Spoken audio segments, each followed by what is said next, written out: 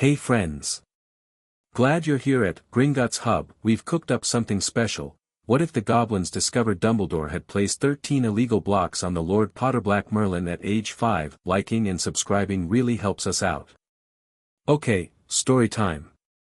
Chapter 1, The Audit. The letter that changed everything was not addressed to Harry Potter. It was addressed to the estate of Sirius Orion Black, and it had been sitting in a pile of unclaimed Gringotts correspondence for 3 years before a junior account manager named Brickteeth, who was meticulous to the point of being genuinely insufferable, even by goblin standards, decided that an unclaimed estate of that particular size needed a formal audit before it could be absorbed into the bank's dormant holdings. Brickteeth filed the paperwork on a Tuesday.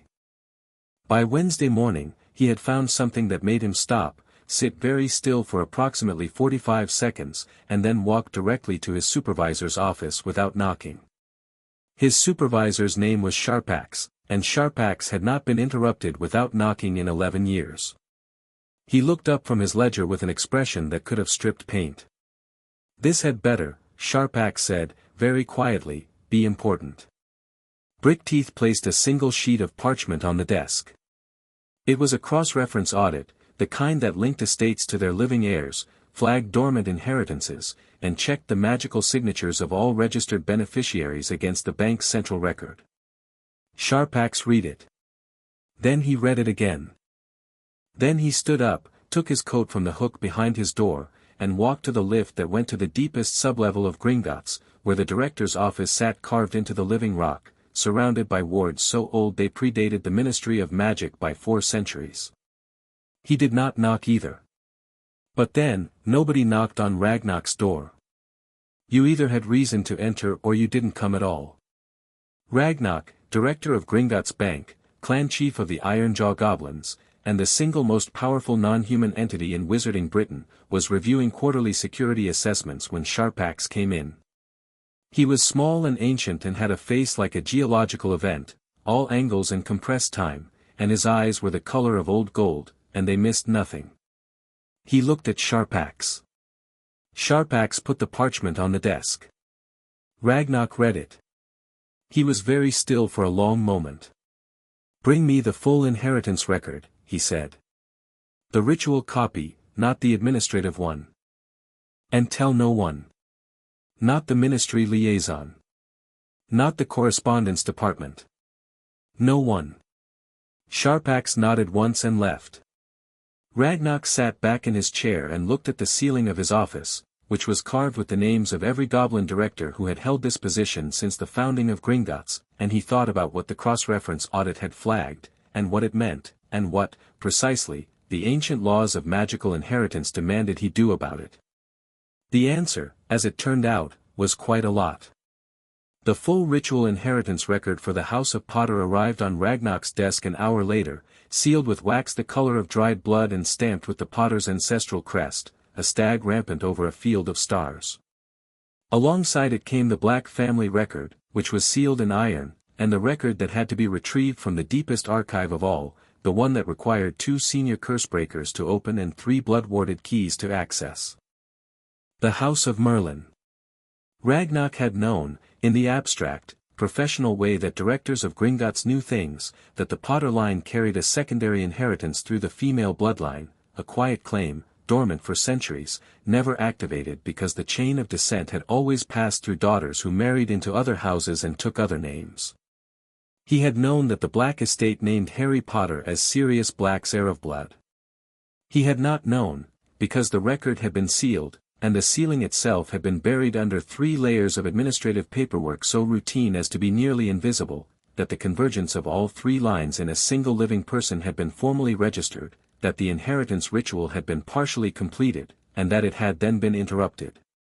By 13 blocks. Not 1. Not 2.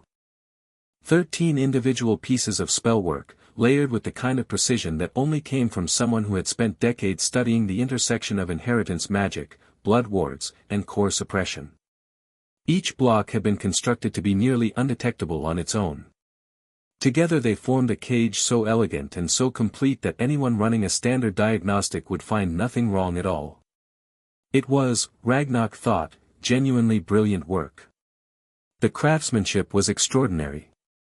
It was also one of the most serious crimes possible under goblin law, under the ancient covenants that governed magical inheritance, and under the foundational statutes of the International Confederation of Wizards, statutes so old that even the British Ministry of Magic, which had a talent for conveniently forgetting inconvenient laws, could not pretend they didn't exist. Tampering with a magical inheritance. Suppression of a lordship-level core. Illegal restriction of a minor's magical development. Interference with blood right succession. And all 13 blocks carried the same magical signature. There was no ambiguity. No room for misinterpretation. The signature was registered at Gringotts, as all significant spellcasting by registered wizards was, and it matched perfectly. Albus Percival Wulfric Brian Dumbledore. Ragnok sat with that fact for a long time. He was not a man given to emotional reactions. Goblins considered most human emotional responses to be a kind of intellectual laziness, but he felt something sharp and cold settle in his chest, and he recognized it as the particular fury of someone who had believed, on some level, that certain lines simply were not crossed. He called for Sharpax again. "Get me the Potter family's senior account manager," he said. "And then get me a port key." Sharpax blinked. "To where, Director?"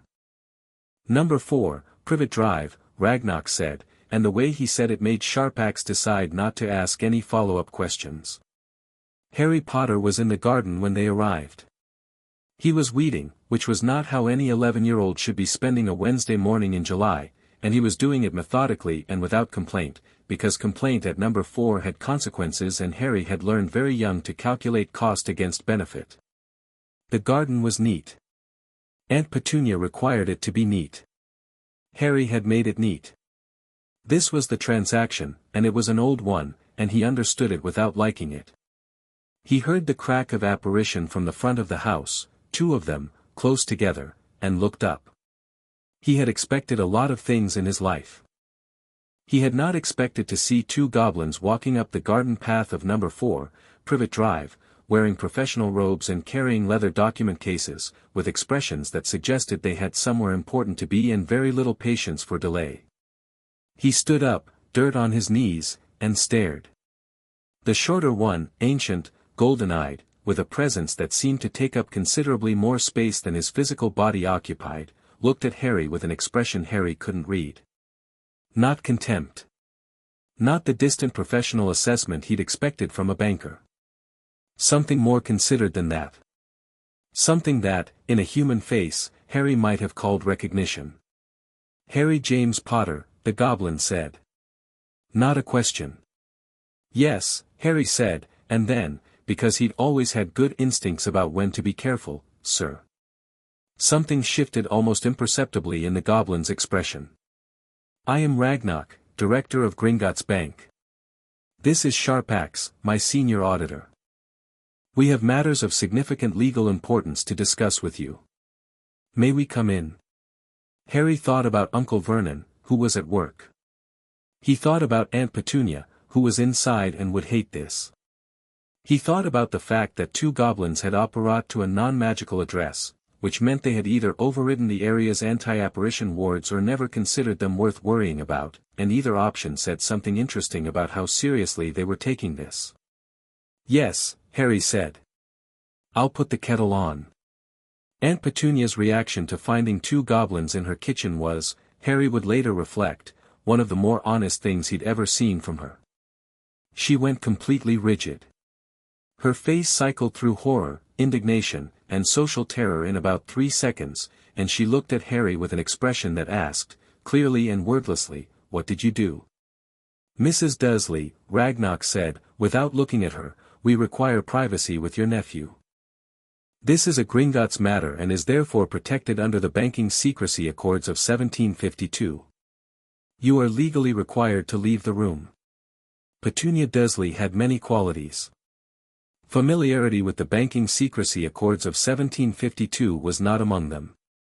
But the way Ragnok said it, with the absolute uninterested certainty of someone who had never in his life been told no and found the concept faintly theoretical, worked better than any amount of explanation. She left the kitchen. She took her tea with her. She closed the door. Harry put the kettle on. He set out 3 cups, then looked at Ragnok with a slight questioning expression. "We don't drink tea," Sharpak said. "All right." Harry moved 1 cup aside and sat down at the kitchen table. He looked at Ragnok directly. "What's happened?" Ragnok placed the leather document case on the table and opened it. He extracted 3 sealed records. Harry recognized the wax seals from somewhere, although he couldn't have said where, and laid them out in a row. Then he folded his hands on top of the table and looked at Harry. "Before I tell you what we found," Ragnok said, "I need to ask you a question. What do you know about your family?" Harry thought about this honestly. "My parents died in a car crash. I don't have any other family except my aunt and uncle and Dudley. That's what I've always been told." "And you believe this?" "I believed there wasn't much point arguing about it," Harry said. Ragnok was quiet for a moment. Then he said, "Your parents were Lily and James Potter.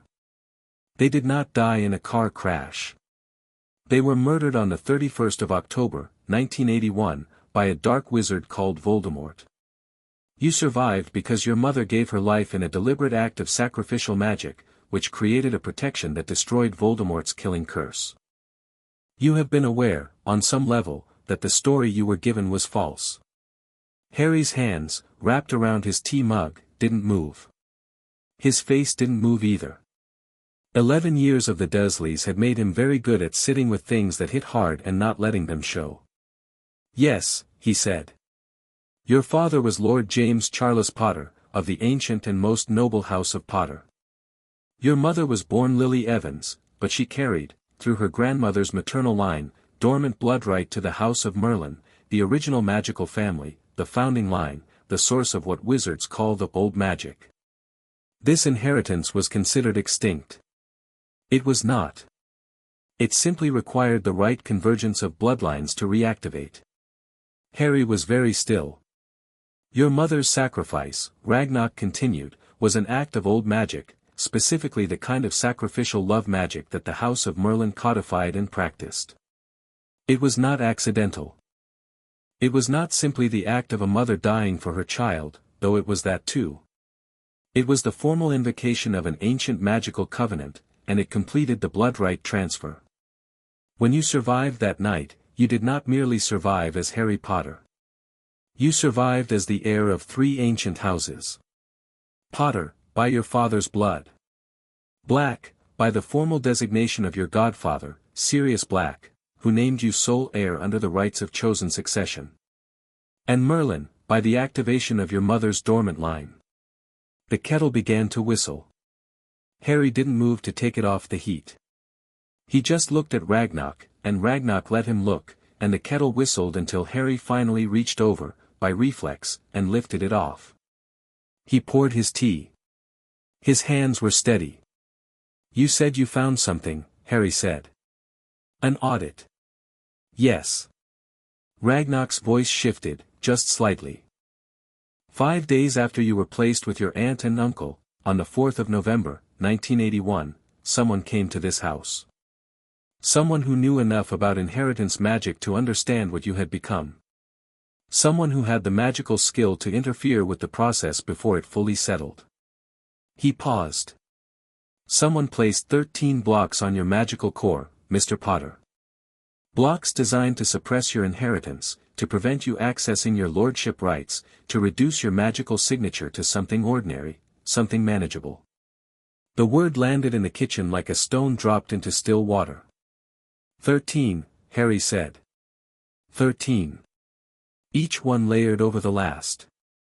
The outermost blocks were relatively minor, restrictions on accidental magic expression, reduction of magical awareness. But the inner ones, Ragnok stopped, and the pause was deliberate, the kind that meant what came next mattered. The inner blocks were targeted at your inheritance specifically. The Merlin line. They were designed to ensure you would never know what you were. Harry looked at the table. Then he looked up. "Who did it?" Ragnok held his gaze. "We know. We have the magical signature, registered with the bank. It is unambiguous. He reached into the document case and produced one more sheet of parchment. He placed it face down on the table and left his hand resting lightly on the back of it. Before I show you this, I want to say something. Harry waited. What was done to you is illegal under no fewer than 7 ancient statutes, 4 of which predate the Ministry of Magic entirely and cannot be overridden by ministry decree. As the injured party, you have full legal standing to pursue remedy. Gringotts is prepared to act as your formal advocate in all proceedings. We will not do this because we are fond of you, Ragnok said plainly. We will do this because goblin law demands it, because our oath to the integrity of inheritance records is not negotiable, and because the person who did this also falsified documentation with this bank, which is a matter we take rather more personally.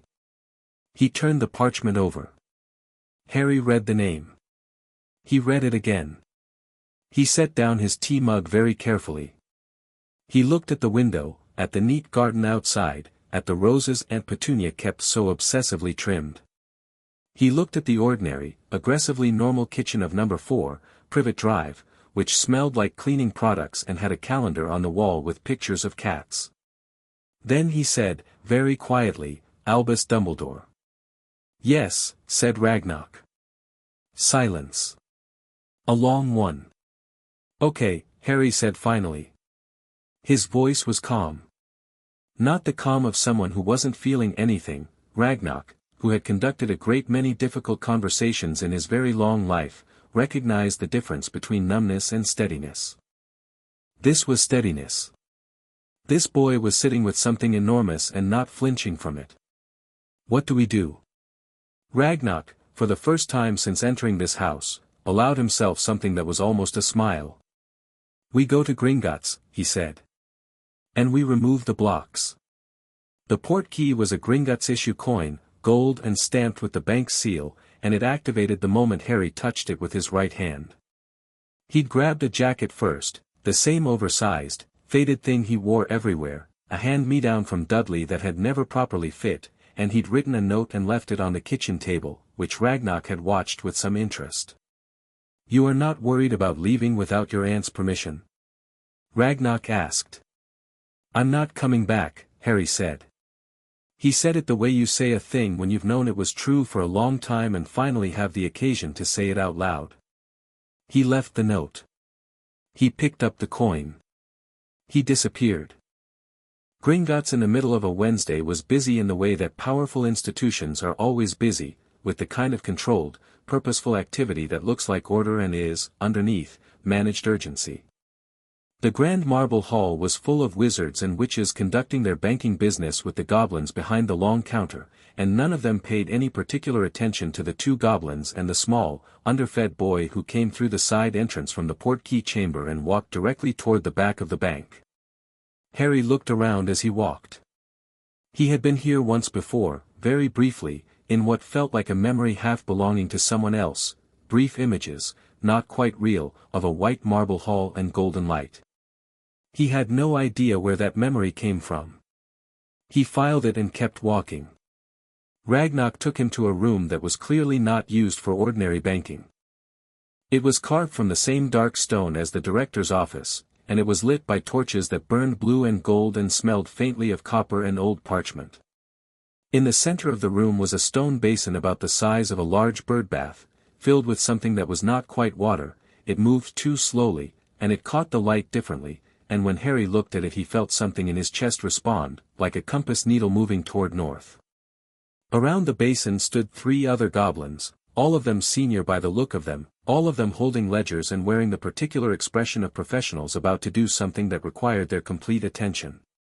This is the right of inheritance, Ragnok said, taking his place at the far side of the basin. You will place your right hand in the water.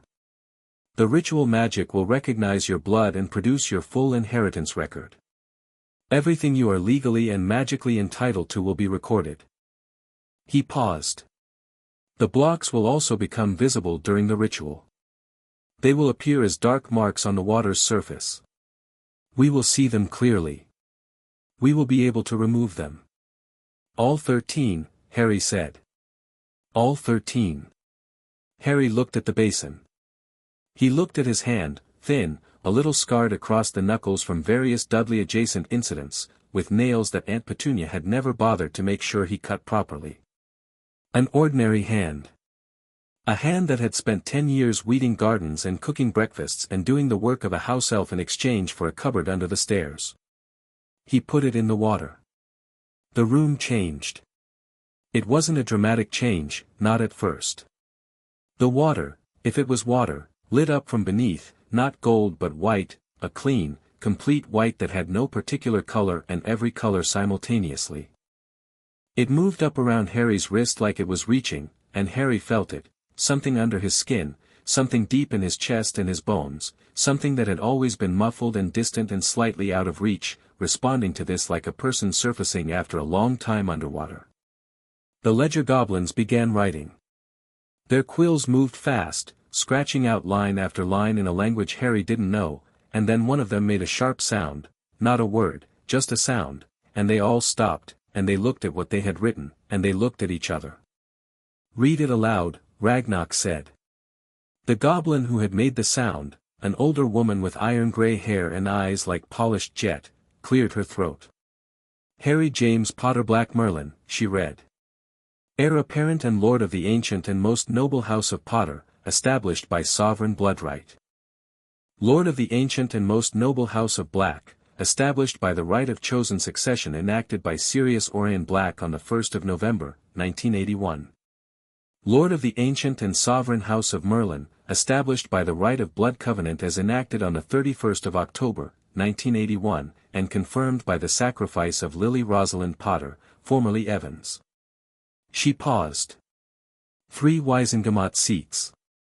Sovereign magical emancipation under the Ancient and Sovereign Rights Act of 842 AD Core classification, she stopped. "Continue," Ragnok said. "Core classification, unbound primordial. Rating, the rating is not calibrated," she said. "The scale does not have a rating for this." The room was very quiet. Harry's hand was still in the water. He could feel the blocks now, with perfect clarity, the way you feel a shoe that is 3 sizes too small when you finally take it off, a specific, intimate wrongness, the shape of something that had always been pressed against him. He counted them without meaning to. 13 distinct points of pressure, some deep and old and settled into him like scar tissue, others lighter, more recent refinements. "The outermost block first," Ragnok said.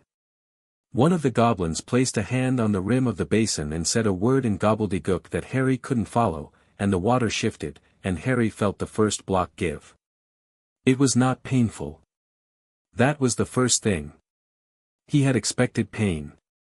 Instead it was something like the feeling of a room you've lived in your whole life suddenly having a window opened in it, a rush of fresh air from a direction you hadn't known existed, a sense of space that rearranged everything else slightly, that made everything you thought you knew about the dimensions of the room suddenly approximate. His hands, under the water, were glowing faintly white. "Second," Ragnok said. Another word. Another release. The window became a door. The room became a hallway. The hallway went somewhere large, somewhere that had been waiting. Block 3 made the torches in the room flare. They all flared at once, leaping up 3 inches, and one of the goblins took a half-step back and then held his ground with the determination of a professional. Block 4 made Harry's breath catch, not in pain but in recognition, because this one had been wrapped around something specific, something that felt like memory, and when it lifted he had a flash of standing in a garden with golden light everywhere and magic rising off his skin like heat, standing next to a woman with red hair who was laughing, and the magic felt like hers and like his and like they were the same thing, and then it was gone and he was in the chamber and the woman was gone. And had been gone for 10 years. He did not let it show. He breathed through it. "Are you all right?" One of the ledger goblins asked, the woman with jet eyes, who had been watching him more carefully than the others. "Keep going," Harry said. Block 5. 6. 7. The torches had stabilized at roughly twice their original height. The water in the basin was luminous now, a steady cold light, and Harry could see his own hands in it clearly, and the glow around them was not faint anymore. It was definite. It was real.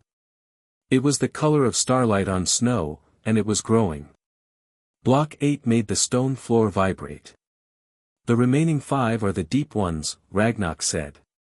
He was watching Harry with that considering expression again, the one Harry still couldn't fully categorize. They will be harder. Not because they are more powerful, but because they are older. They have been in place long enough to have integrated somewhat into your baseline magical signature. Removing them will feel different, Harry said. Not a question. Yes. Do it, Harry said.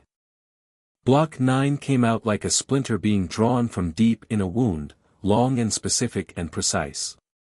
Harry's fingers gripped the edge of the basin. The wall behind him developed a crack in the stone, fine as a hair, running from floor to ceiling. Block 10 made every torch go out simultaneously. In the 2 seconds of total darkness that followed, the water in the basin was the only light, and Harry's hands in it, and the glow that was coming off him now, steady and overwhelming and entirely uncontained, was enough to read by. The torches came back. Ragnok had not moved. Had not even blinked. 11, he said. 11 came out, and Harry made a sound that was not quite a gasp, something lower, something more surprised, because this one had been wrapped around his sense of himself, around the quiet internal awareness of what he was, and its absence was like suddenly being able to stand at full height after years in a room with a ceiling too low, and the room you were standing in was enormous, and it went up and up and up. 12, Ragnok said, and his voice was steady but his eyes were doing something complicated. 12. Harry's magic, in the room, was no longer confined to his hands or the basin. It was in the air. The crack in the wall had company, for others, running in different directions, and the torches were flaring in a wind that had no source, and the ledger goblins were leaning into it like sailors in a headwind, still writing, because whatever was in their ledgers apparently required documentation regardless of the structural integrity of the room around them. Last one, Ragnok said. He looked at Harry when he said it. Not at the water or the goblins or the cracking stone. At Harry. Harry looked back. Go ahead, Harry said. The 13th block was removed, and the world moved. Not metaphorically. The stone chamber shifted, not an earthquake, not a physical displacement, but a deep resonant shudder that ran through the building like a bell being struck, and every ward on every vault in Gringotts flared once in acknowledgement and then resettled, because something had changed in the magical landscape of Britain and the wards knew it the way animals know a coming storm. In Dumbledore's office at Hogwarts, 360 miles north, every instrument on the headmaster's shelf shattered. Every single one. Simultaneously. The delicate silver mechanisms and enchanted globes and whirring devices that Dumbledore had built over decades to monitor Harry Potter's magical signature, that had been built specifically to tell him if the blocks were ever disturbed, exploded into fragments of metal and glass and smoke. Dumbledore sat very still behind his desk for a very long moment, looking at the debris. Then he reached for the fireplace. In the Gringotts chamber, Harry lifted his hands from the basin and looked at them. The glow was fading to something manageable, something ambient, a faint luminescence that moved under his skin like something alive, settled and quiet and enormous. He flexed his fingers.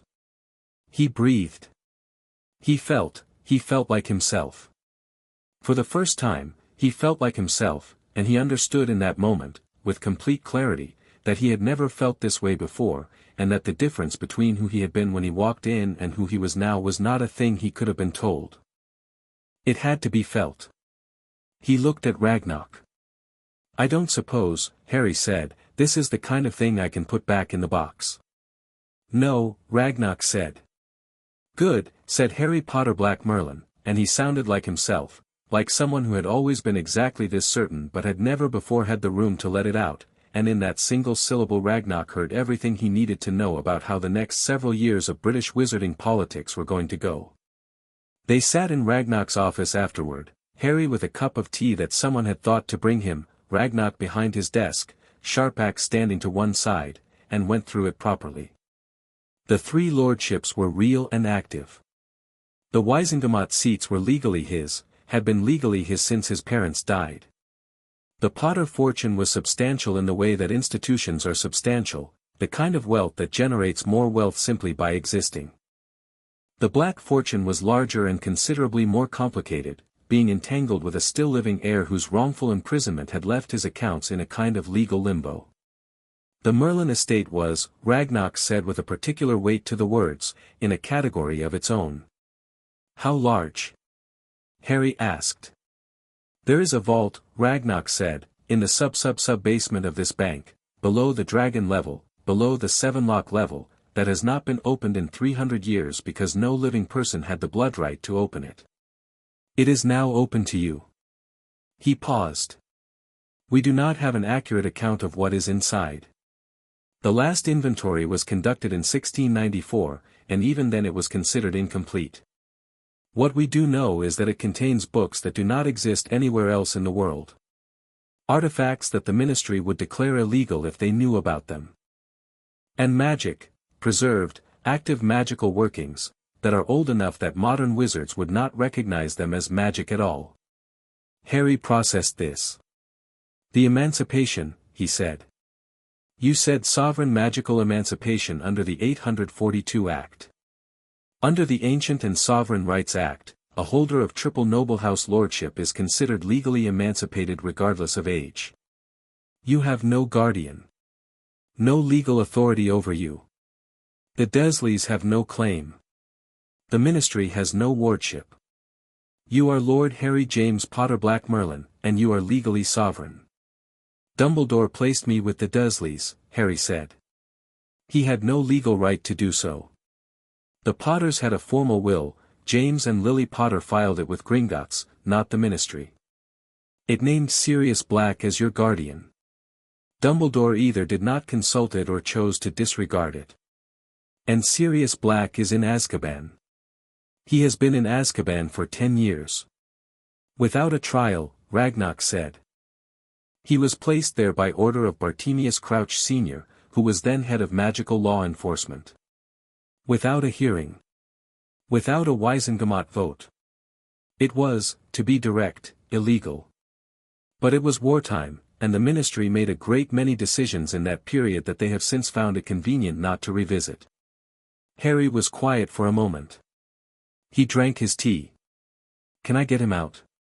As his heir of blood, and as the only living person with legal standing in the Potter-Black estate, you can demand a formal hearing.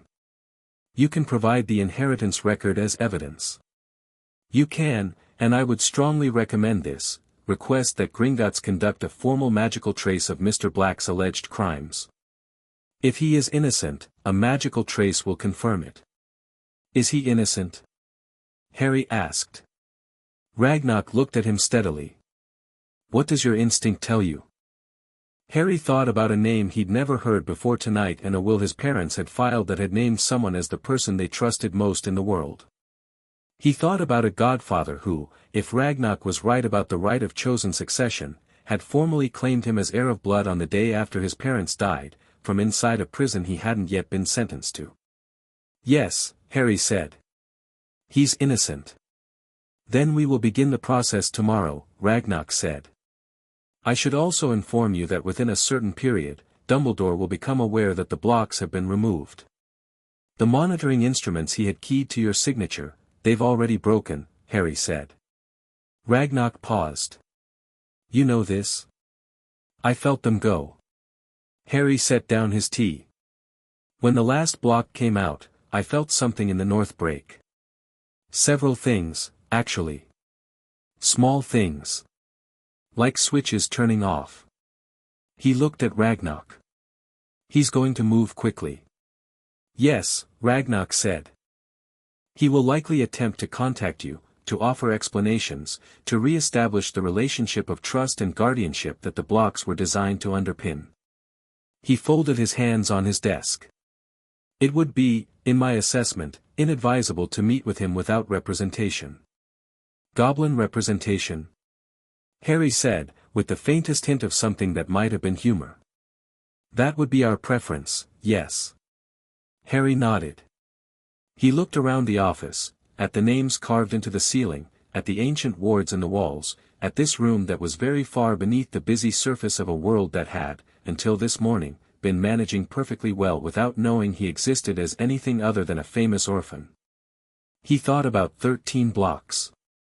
He thought about the woman with red hair in the flash of memory, the one who had laughed while magic rose off both of them like heat. He thought about a man he'd never met sitting in a prison he'd been put in illegally by a world that had apparently decided convenience mattered more than justice.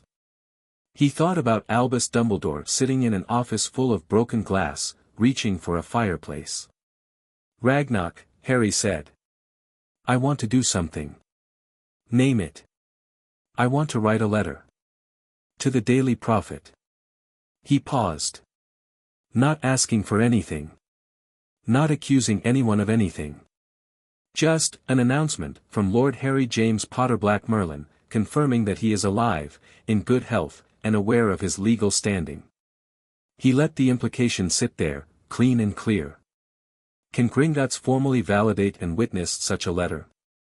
Ragnok was quiet for a 3 count. Then he said, that is, in our professional assessment, an excellent opening move. I'm not playing chess, Harry said. I'm just making sure everyone knows the board exists. Ragnok looked at him for a long moment. An unreadable moment. Then he stood, and he opened a drawer in his desk, and he produced parchment, good parchment, thick and cream-colored with the Gringotts watermark pressed into it, and he set it on the desk in front of Harry along with an inkwell and a quill. Then write your letter, Lord Potter-Black-Merlin, he said. And we will make sure the right people read it. Harry picked up the quill. He thought for a moment, and then he began to write, and his handwriting, for the first time in his life, was not the careful cramped script of someone trying to take up as little space as possible. It was large. It was clear. It was entirely unafraid. To the editors of the Daily Prophet, and to the wizarding public of Britain, I am writing to inform you that I am alive and well. My name is Harry James Potter-Black-Merlin, and I am Lord of the ancient houses of Potter, Black, and Merlin. I have recently completed the right of inheritance at Gringotts Bank, the results of which have been formally witnessed and sealed. I look forward to taking my rightful place in our world. I trust we will have much to discuss. Yours, Lord H. J. Potter-Black-Merlin. He blew on the ink to dry it. He handed it to Ragnok. Ragnok read it. Short, he observed. Everything important is, Harry said. They gave him rooms that night, proper rooms, in the residential wing of Gringotts that few people knew existed and fewer had ever used, which were carved from the same dark stone as everything else but warmer than you'd expect, with a fire going and a bed with sheets that did not smell like Dudley's cast-offs and a window that looked out onto a version of Diagon Alley that you could only see from this angle, the hidden side, the after-hours side, where the shopkeepers lived above their shops. And cats walked the rooflines and magic settled into the stones like heat settling into brickwork on a warm evening. Harry sat by the window for a long time before he went to bed. He thought about his mother, who had apparently known what she was and had chosen to die in a way that completed a magical covenant centuries old. He thought about his father, who had been Lord Potter and had left a will at Gringotts and had trusted Sirius Black enough to name him in it.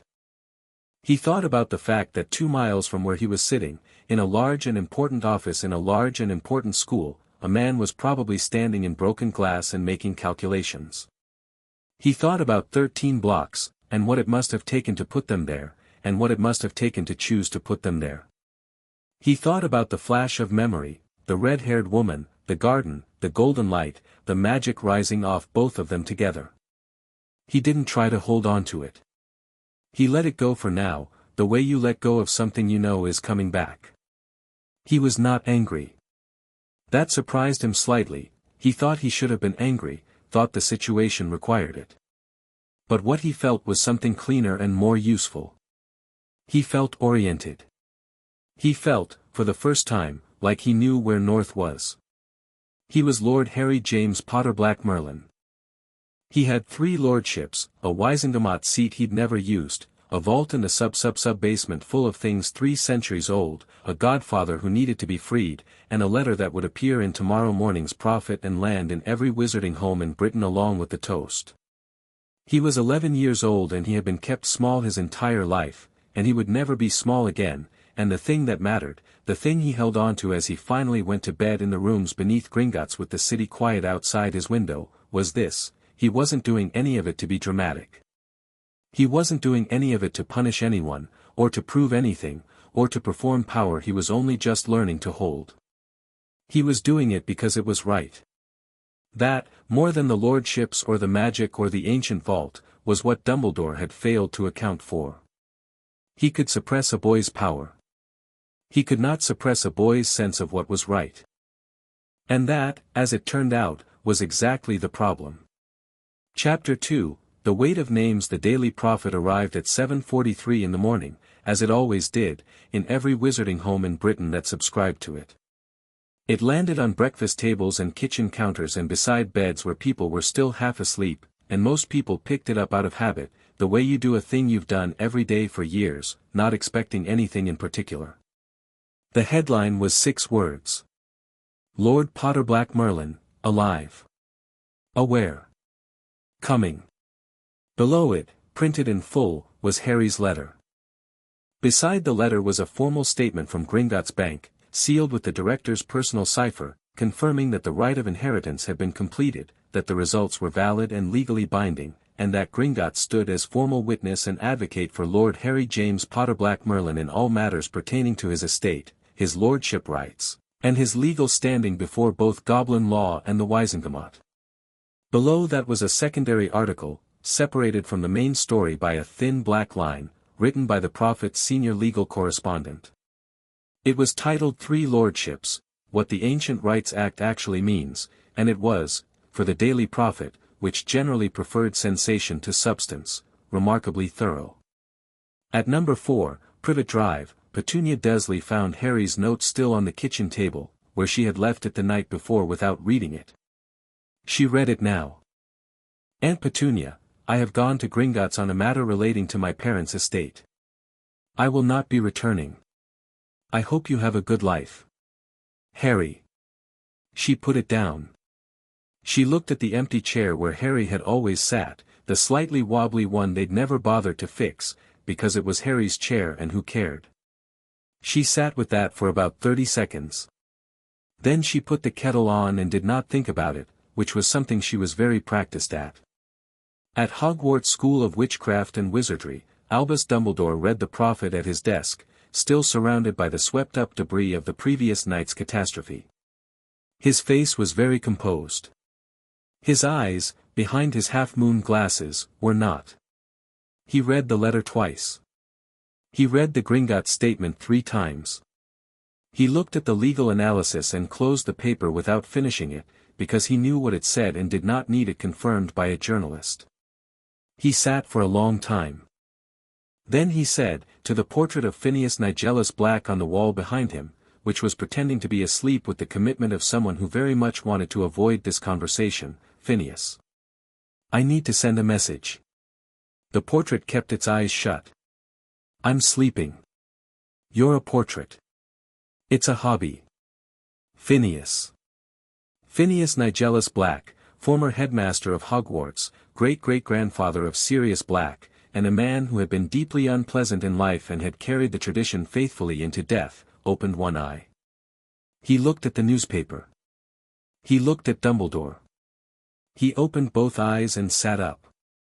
Well, he said, with an expression that was equal parts alarm and something very carefully suppressed that might have been satisfaction.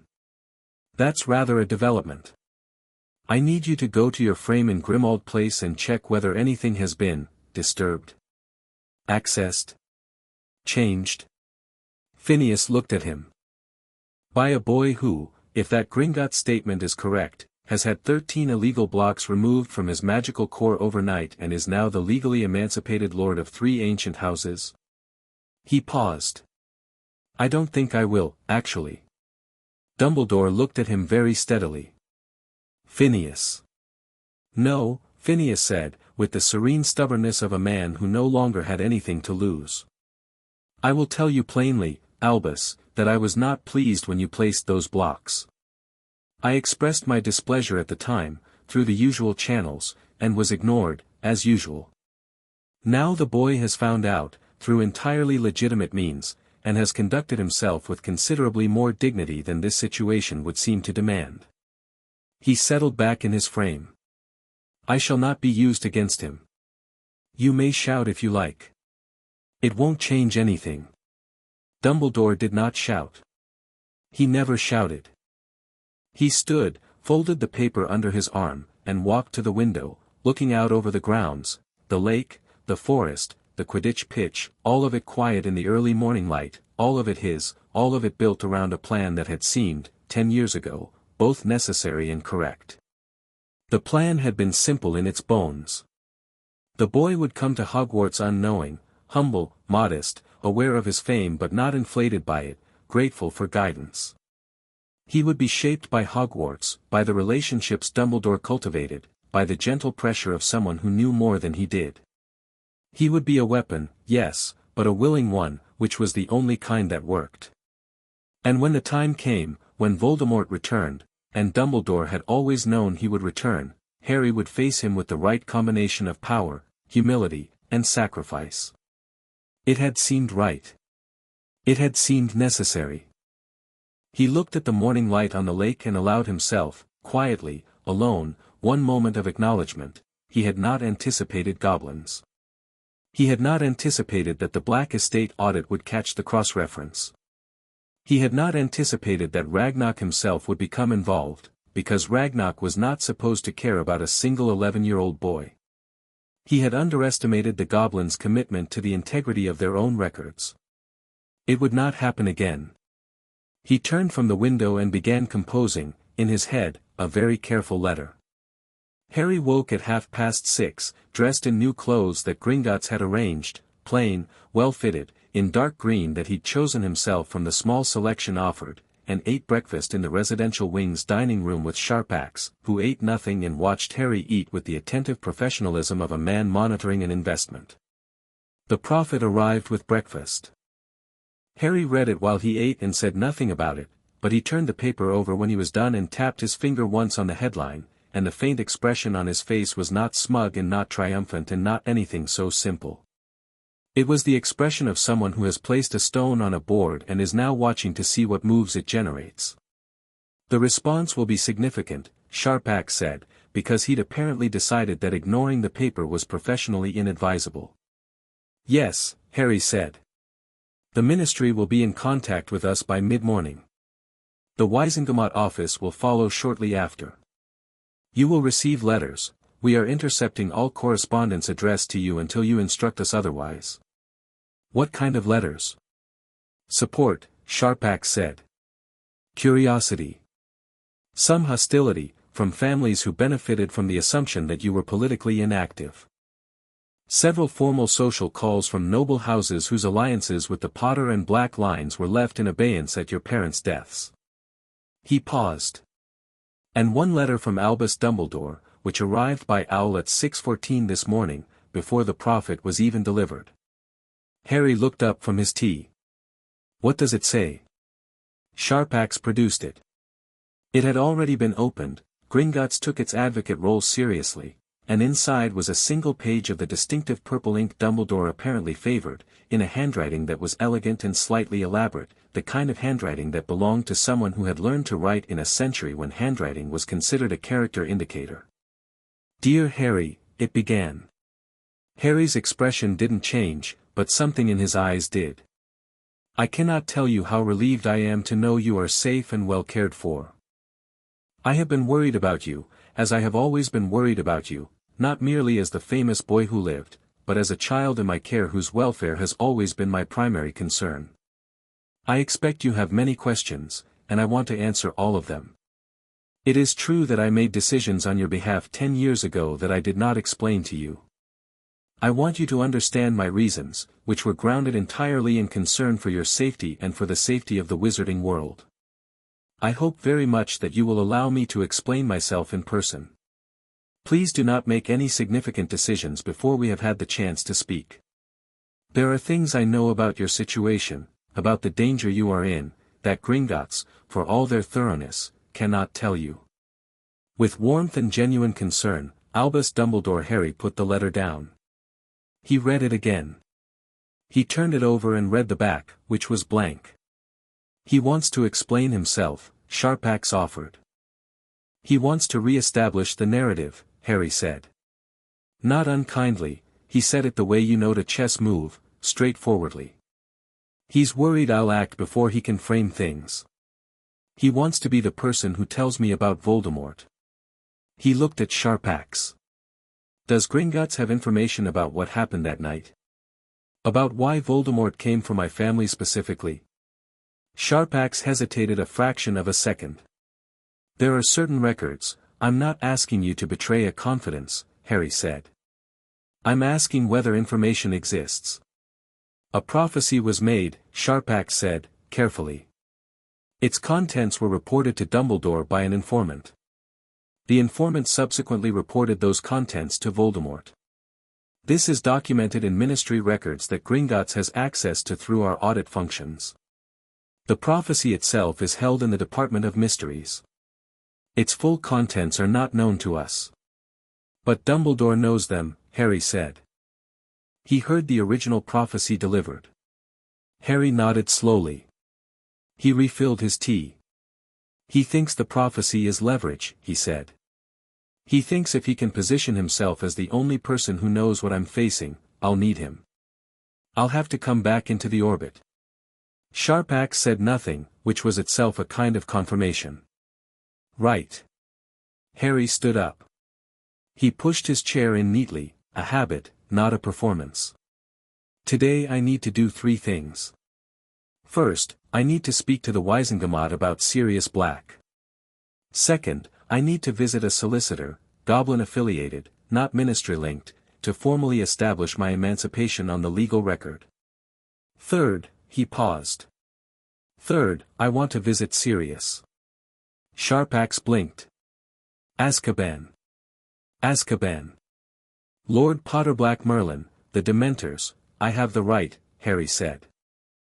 As his blood heir and as the lord of the house he designated me heir to, I have the legal right to visit any imprisoned family member and to demand a formal hearing on their behalf. That's in the Black family records, isn't it? Sharpax consulted his ledger with the speed of someone who had already checked this but wanted to confirm. The Ancient Rights Act, Section 42, subsection C, blood heirs of the noble houses retain visiting rights to imprisoned family members, regardless of the nature of the imprisonment, provided the family member has not been formally convicted by full Wizengamot vote. He looked up. Sirius Black has never been convicted. Then he's not a prisoner, Harry said. He's a detainee. And I'm going to go visit my family. The Wizengamot offices occupied the 3rd floor of the Ministry of Magic, in a wing that smelled of old wood and political anxiety and the particular type of formal carpet that exists in institutional buildings to suggest gravity without actually being comfortable. Harry arrived at 10 in the morning, accompanied by Ragnok, who had cleared his schedule for the day and seemed to consider this entirely normal, and by a goblin solicitor named Griphook Superior, an ancient and unsentimental female goblin called Brassclaw who carried a document case the size of a small suitcase and had the energy of someone preparing to demolish a building. The receptionist at the Wizengamot office was a wizard in his 50s with a harried expression, and he looked at Harry with the particular shock of a man who had read the morning paper and was now confronted with evidence that the paper was correct. He looked at Ragnok. He looked at Brassclaw. He looked at Harry again. Lord Potter-Black-Merlin, he said, testing the name like it might not be structurally sound. Do you have an appointment? No, Harry said. But I'm filing a formal demand for a prisoner review hearing, which under the Magical Detainment Act of 1765 requires acknowledgement within 4 hours of filing. I'd like to file now. He looked at the desk pleasantly. Unless you'd prefer Gringotts files it through the official channel, in which case you'll have 37 different offices involved and it'll be in every newspaper by lunch. The receptionist filed it immediately. They sat in a waiting room that had been decorated with portraits of former chief warlocks, all of whom peered down at Harry with varying degrees of astonishment. One of them, a woman in 17th-century robes with sharp dark eyes, leaned over to murmur something to the portrait beside her. Harry looked up at her. "Yes," he said. She blinked. "You can hear us?" "You weren't being very quiet," Harry said. She straightened up. "I was saying," she said, with dignity, "that you look like your father." "So I've heard," Harry said. "You have your mother's eyes," she added, softer. She was remarkable. Harry looked at her for a moment. "Yes," he said. She was. The hearing was convened 90 minutes later, not in the full Wisengamot chamber, there wasn't time for that, and the senior administrator, a witch named Millicent Bagnold who had once been minister for magic and still carried herself like she might be again, was apparently capable of making certain things happen quickly when she chose to. She met them in a conference room off the main hall, with 2 Wisengamot clerks and a legal observer from the DMLE. Harry placed the inheritance record on the table. Brassclaw placed the Gringotts statement. Ragnok placed a separate document, the formal complaint against Sirius Black's detention, which cited the absence of a trial, the bypassing of the Wisengamot, the violation of 3 separate sections of magical law, and the fact that as a formally named heir of blood with active lordship rights, Harry had standing to demand a remedy. Bagnold read through everything without speaking. She was a small woman with white hair and very small, very sharp eyes, and she read the way experienced politicians read things, looking for the parts between the words, the shape of what wasn't written as much as what was. She looked at Harry. "Lord Potter-Black-Merlin," she said. "You are 11 years old." "I'm aware," Harry said. "And you are demanding the release, or formal trial, of a man accused of being a Death Eater and of murdering 12 people." "I'm demanding that he receive the trial he was entitled to and was never given," Harry said. "If the evidence supports a guilty verdict, he should have won. If it doesn't, he should be released. Either outcome is more just than what he has now, which is 10 years in a prison cell without anyone having asked whether he did it." Bagnold looked at him for a long moment. Harry looked back. "The block removal," she said, moving topic so smoothly that the clerks almost missed it. "Gringotts claims 13 illegal blocks were placed by, we are not here today to address that matter," Brassclaw said, and her voice had the quality of a door closing. "That is a separate proceeding for which documentation is being prepared. Today we are addressing solely the matter of Sirius Orion Black's unlawful detention." She looked at Bagnold. "If you would prefer that both matters be addressed simultaneously and in public, we are prepared to accommodate that." The room was quiet. "A formal review board will be convened within the month," Bagnold said. "The Ancient Rights Act requires acknowledgement within 4 hours and a hearing date set within 72, Brassclaw said. 10 days, Bagnold said. "Within 72 hours, Brassclaw said, the same tone, the same door closing. "That is not a preference, Director. It is the law." Bagnold looked at Harry, and Harry did not look away and did not try to moderate his expression, because his expression was simply attentive and direct and there was nothing in it to apologize for. 72 hours, Bagnold said, and made a note. Azkaban from the outside was exactly what you'd imagine a prison built on a rock in the North Sea to be, grey and vertical and surrounded by water that looked like it had never been anything other than cold. The sky above it was the same color as the stone. The air smelled like salt and something older than salt, something that wasn't quite emotion and wasn't quite weather but was recognizably the presence of beings that fed on the space between the two. Harry felt the Dementors before he could see them. Not as cold, though it was cold, but as a particular quality of absence, a draining of whatever made the present moment feel distinct from every other moment, a sense of all colors going slightly gray. He breathed through it. Somewhere in his chest, the magic that had been freed the previous day stirred, slow and deep and enormous, and pushed back against the absence with the unhurried confidence of something that had been present since before those creatures existed. The Dementors on the main gate drew back. The guard at the entrance, a wizard in ministry robes who had clearly been briefed, because he had the look of a man who had received a memo he wasn't sure how to process, checked Harry's identification documents twice, checked the Gringotts authorization, checked the Ancient Rights Act provision that Brassclaw had marked up and attached with the precision of a woman who understood that bureaucracy was its own form of weapon, and then unlocked the gate without further comment. Inside, the prison smelled like stone and damp and the particular misery of enclosed spaces, and Harry walked through it with his chin up and his hands loose at his sides, past cells where he did not look at the inhabitants, because they were not who he was here for and he would not make their suffering part of his story. Cell 43 was at the end of a corridor, and the Dementor standing outside it drifted back when Harry came close, and he had a moment to register that before the guard opened the door, and he filed it under things to think about later alongside the prophecy and the Merlin vault and 13 blocks and everything else. Sirius Black was sitting on the floor in the corner of the cell. He was thin in the way of someone who had once been broad, the kind of thinness that had been built up out of years rather than weeks, and his hair was long and matted and his eyes were the color of storm clouds, and he was looking at the door with the expression of someone who had trained themselves not to hope when they heard footsteps. He looked at Harry. His expression did not change immediately. There was a moment, 2 or 3 seconds, where he just looked, the way you look at something you're not sure is real, something that might be a product of the gray quality of this place, one of the Dementor tricks, a memory wearing someone else's face. Then his face changed completely, all at once, every wall that 10 years had built coming down in an instant, and what was underneath was devastating in its simplicity. There he is.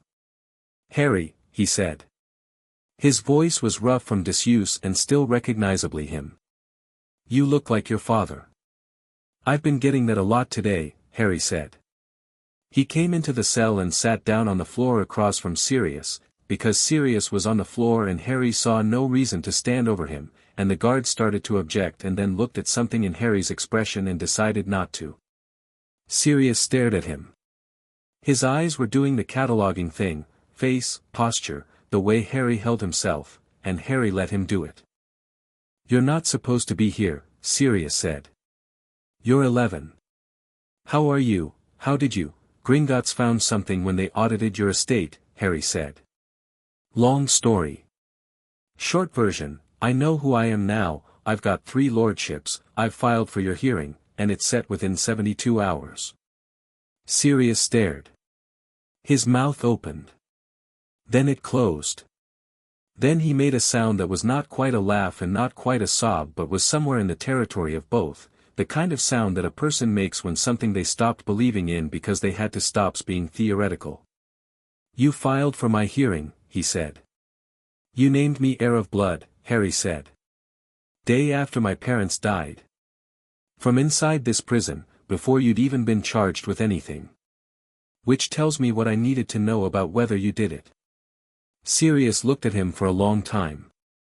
They told you about the blocks, he said quietly. Yes. I didn't know until, he stopped. Pressed his lips together. I found out what he'd done to you 3 months after I got here. Figured it out from a visitor, someone who mentioned in passing that you seemed unremarkable, practically a squib, already. And I knew what that meant and I couldn't, he stopped again. I couldn't do anything. I was in here. You're not going to stay in here, Harry said. Harry.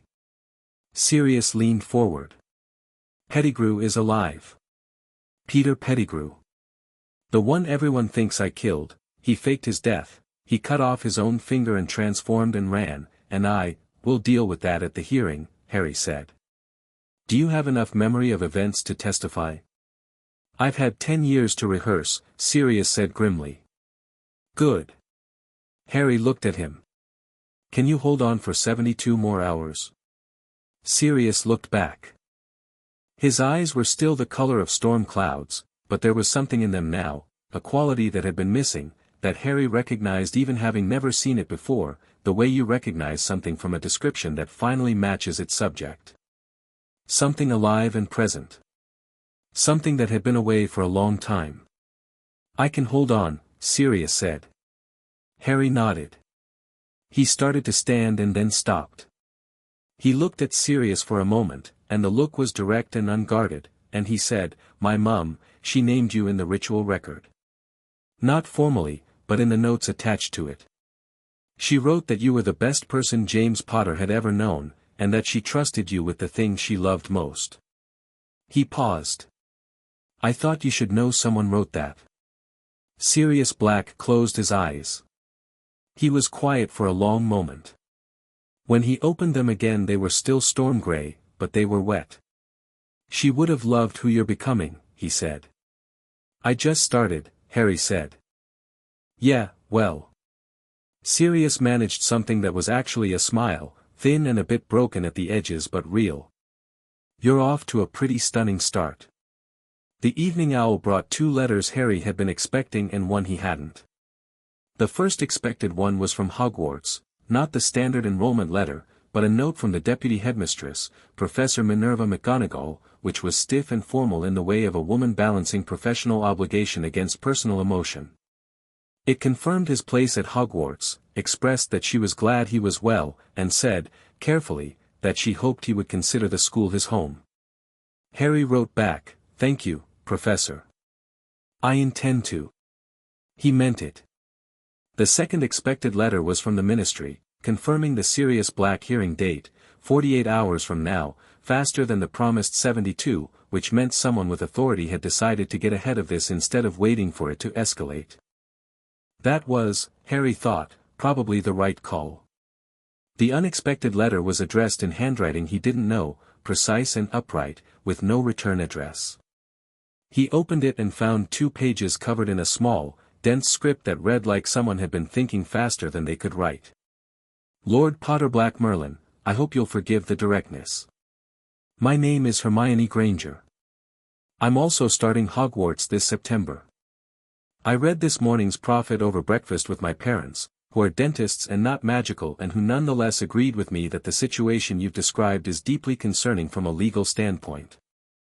I have spent today at the library, the magical law section, Diagon Alley, and I want to tell you that the goblins are entirely correct. The Ancient and Sovereign Rights Act of 842 is unambiguous. What was done to you was illegal under no fewer than 11 distinct statutes. I found 2 more than the Prophet's correspondent did, which I mention not to show off but because I think you should know. If you need a detailed legal analysis of your position, I have written one.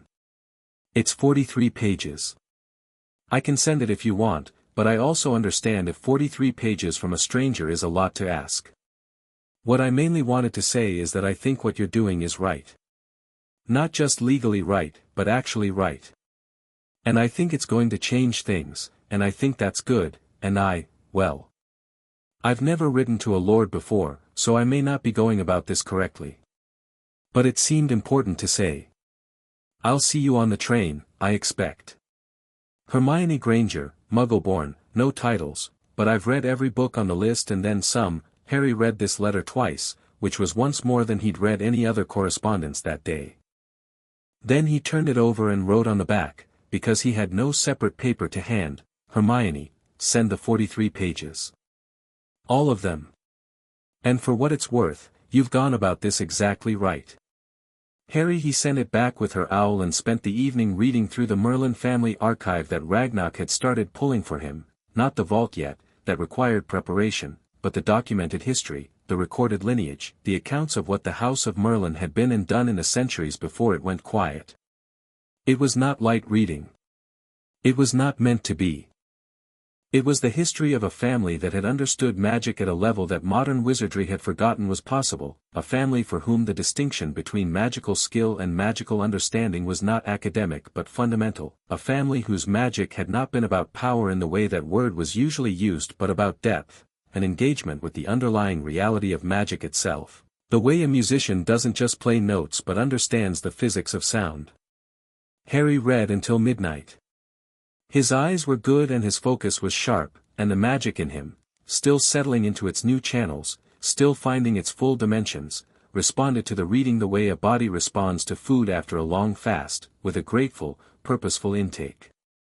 He made notes in the margins of his own notebook. He cross-referenced things. He asked questions of the heir and found, occasionally, that the magic answered them with a kind of knowledge that felt like remembering rather than learning, like meeting something in himself that had always been there, waiting for him to find the right door. At midnight he put the books down and looked at the ceiling and thought about the hearing tomorrow. He thought about Sirius in the cell, and about the woman with red hair, and about Dumbledore's letter with its warmth and its careful architecture of concern. "There are things I know about your situation that Gringotts cannot tell you." He had not responded to Dumbledore's letter. He had no plans to respond to Dumbledore's letter. Not yet. Let him wait, Harry thought. Let him sit with the fact that the meeting he wants to have, the one where he explains himself and re-establishes the relationship on his terms, the one where Harry is grateful and understanding and brought back into the fold, is not coming on his schedule. Let him wonder what Harry knows, and what Harry plans, and what kind of boy came out of that chamber in Gringotts when all 13 locks fell off. Let him recalculate. Harry reached over and turned off the light, and lay in the dark, and thought about tomorrow. The Wizengamot hearing for Sirius Orion Black was, technically, a preliminary review, not a full trial, not yet, but the formal proceedings required to establish whether a full trial was necessary and warranted. It was held in the full chamber, all 200 seats of it, because someone had leaked the hearing date and the chamber had filled to capacity with people who, having read the morning paper, wanted to see what came next. Harry sat at the petitioner's table, which was not where the petitioner usually sat. The petitioner usually stood, actually, in the center of the floor, but Brassclaw had argued the seating arrangement on the grounds of the Ancient Rights Act's provisions for hereditary lordship, and no one had won an argument with Brassclaw yet, and Harry expected no one was going to start today. He had dressed for this. Not elaborately, he did not own anything elaborate, not yet, but carefully, in dark robes with the Potter crest on the breast pocket, which Gringotts had made up overnight. The crest, the stag rampant over a field of stars. He wore it plainly and sat straight and looked at the chamber with the attention of someone who is learning the shape of a room they will need to know very well. The chief warlock, a man named Barnabas Cuff who had the look of someone who had been hoping to coast through the rest of his tenure without anything requiring a decision of substance, called the session to order. Sirius was brought in looking better than he had in the cell. Someone had given him a robe, and someone else had apparently told him the hearing was today rather than giving him the full 72 hours, which Harry noted and filed under Brassclaw's column. Sirius saw Harry and sat up straight. His jaw was set. He was ready.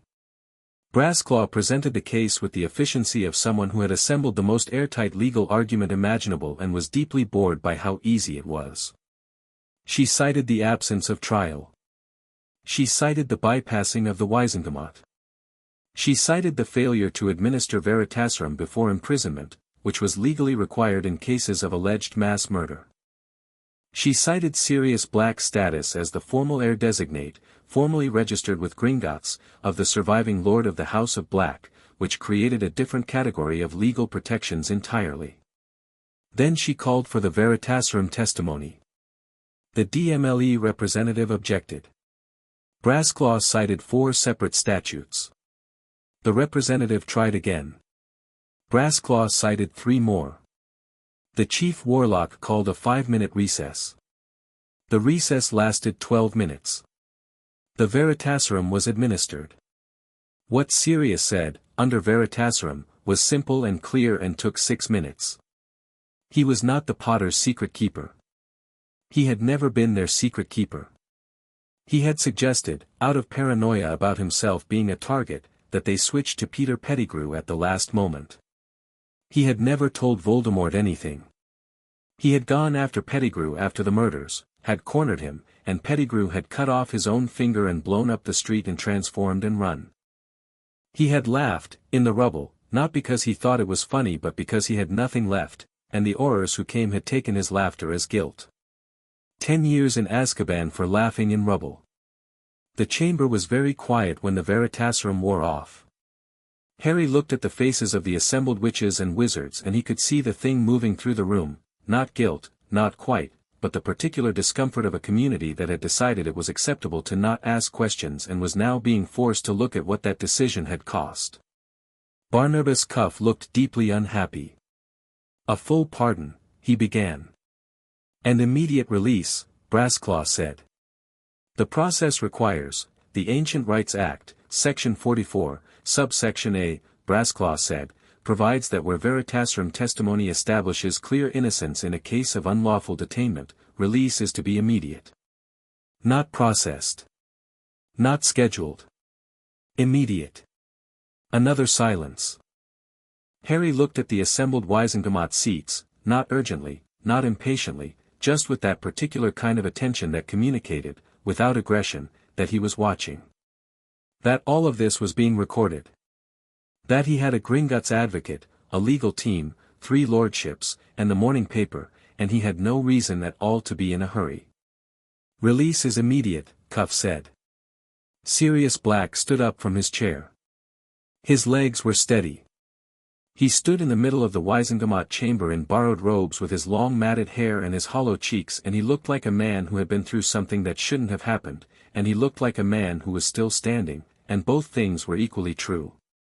He looked across the chamber at Harry. Harry stood up.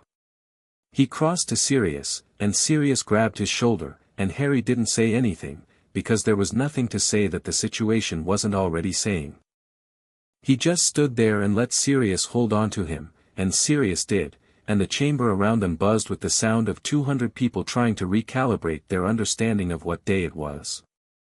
And in the upper gallery, in a seat he had not publicly occupied, watching this with an expression that would have been unreadable to most and was unreadable even to those who knew him well, sat Albus Dumbledore. He had been there for the whole hearing. He had not spoken. He had not needed to.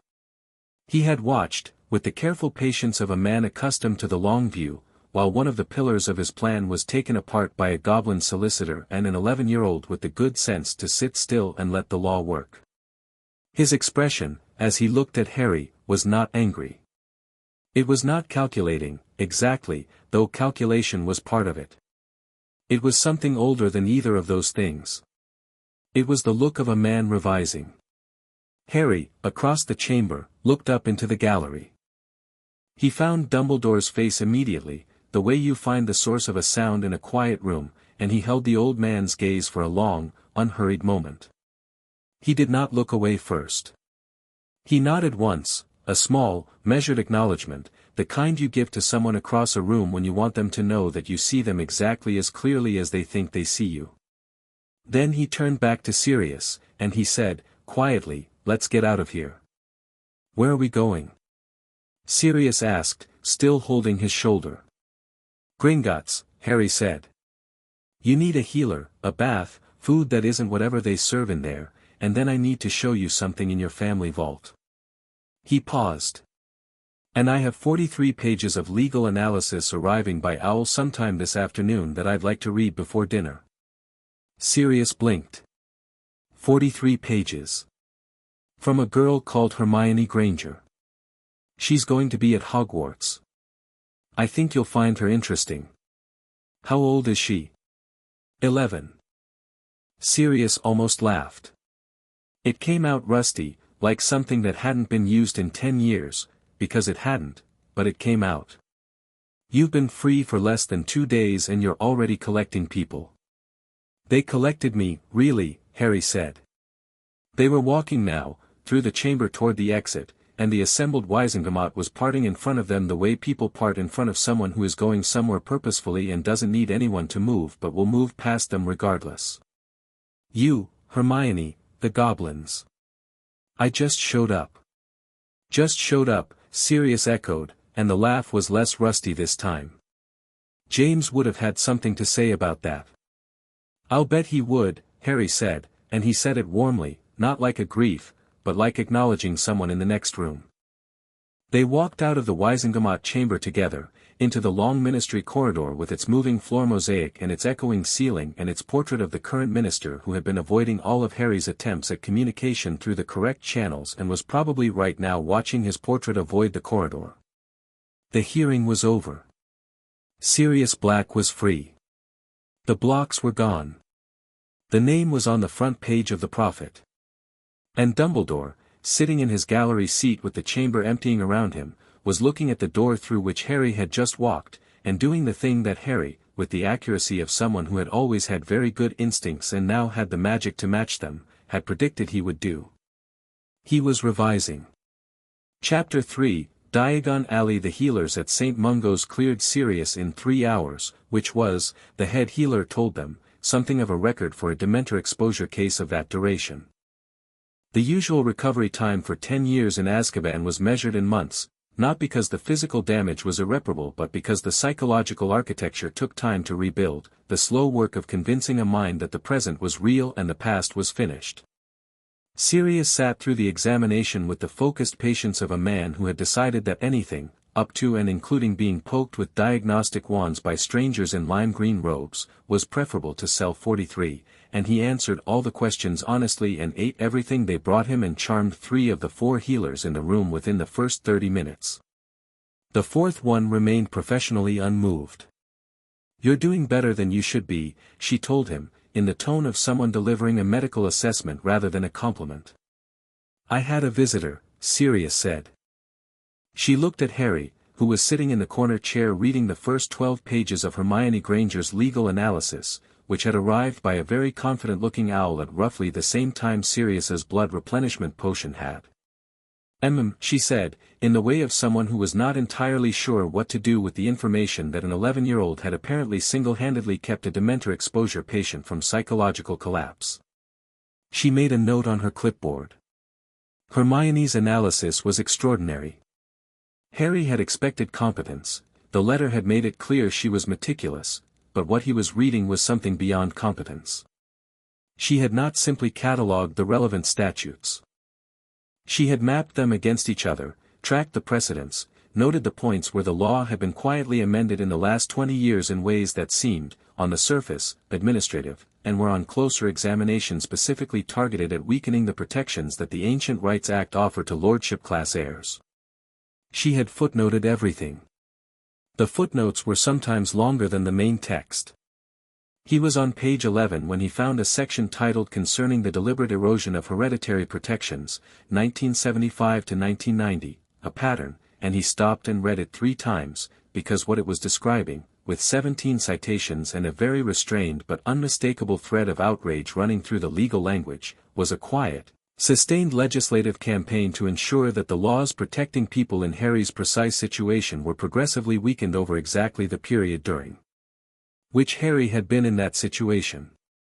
He looked at the dates. He looked at the author of most of the relevant amendments. Albus Dumbledore had held a seat on the Wisengamot for 40 years and the position of Chief Warlock for 20 of them. The amendments in question had all passed during his tenure.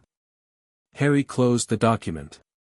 He looked at the ceiling of the St. Mungo's room. He breathed for a moment.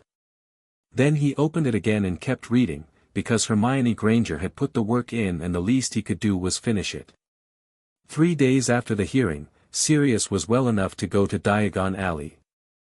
The morning was clear and warm, the kind of London July that feels like the city is making an effort, and they apparat from Gringotts to the Leaky Cauldron's back courtyard. Ragnok had, with typical efficiency, arranged Sirius's apparition license reinstatement as part of the post-hearing administrative processing, along with the formal unfreezing of the Black accounts, the reinstatement of all Black property rights, and a letter to every institution that had listed Sirius Black as deceased or incapacitated that required them to update their records within 5 business days or face a formal Gringotts complaint. Tom the barman stared when they came through. He started to say something, stopped, started again, thought better of it a second time, and settled for nodding at Harry as if they had an understanding. Harry tapped the brick and the wall opened, and Diagon Alley was there, bright and bustling and smelling like spices and old magic and the particular combination of sawdust and excitement that belonged to places where things were made. It was not Harry's first time here, but it was the first time he'd walked into it without a destination already assigned and without someone else's schedule pressing on him, and the difference was significant. He had a list. The Hogwarts letter had specified the standard first-year equipment, robes, books, cauldron, telescope, scales, but Harry had added his own column to it, a second list that the Hogwarts letter had not suggested and would not have occurred to whoever wrote the Hogwarts letter to suggest, because whoever wrote the Hogwarts letter was imagining a standard student, and Harry was not one. The Merlin archive had been very specific about certain things. He needed books that were not on the standard curriculum, He needed materials that most first-year students would not even know existed. He needed, specifically, a copy of Foundational Magical Theory by Adalbert Waffling, the full edition, not the student abridgment, and 3 texts on runic magic that were not taught at Hogwarts at all, and a book called The Living Magic by an unnamed author that had been out of print for 2 centuries but which Ragnok had assured him could be found if you knew where to look. He also needed robes. Proper ones, not the Hogwarts Standard issue, because the Hogwarts Standard issue was designed for students and he was a lord attending school, and those were different things that did not require different clothes but were materially improved by the option. Sirius walked next to him with the energy of a man recalibrating his relationship with open spaces, not overwhelmed, not quite, but with the particular sharpened attentiveness of someone to whom the sensory richness of the world is newly interesting. He looked at everything. He touched doorframes as they passed. He bought a paper bag of sugar quills from a street vendor and ate 3 of them in quick succession with the concentration of someone doing something they have been thinking about doing for approximately 10 years. Better than the food in there? Harry asked. The food in there was not food, Sirius said. It was the concept of sustenance delivered without enthusiasm. He ate a 4th sugar quill. This is significantly better. They went to Madame Malkin's first, because robes before books was Harry's practical preference, and because Madame Malkin's was on the way to everywhere else.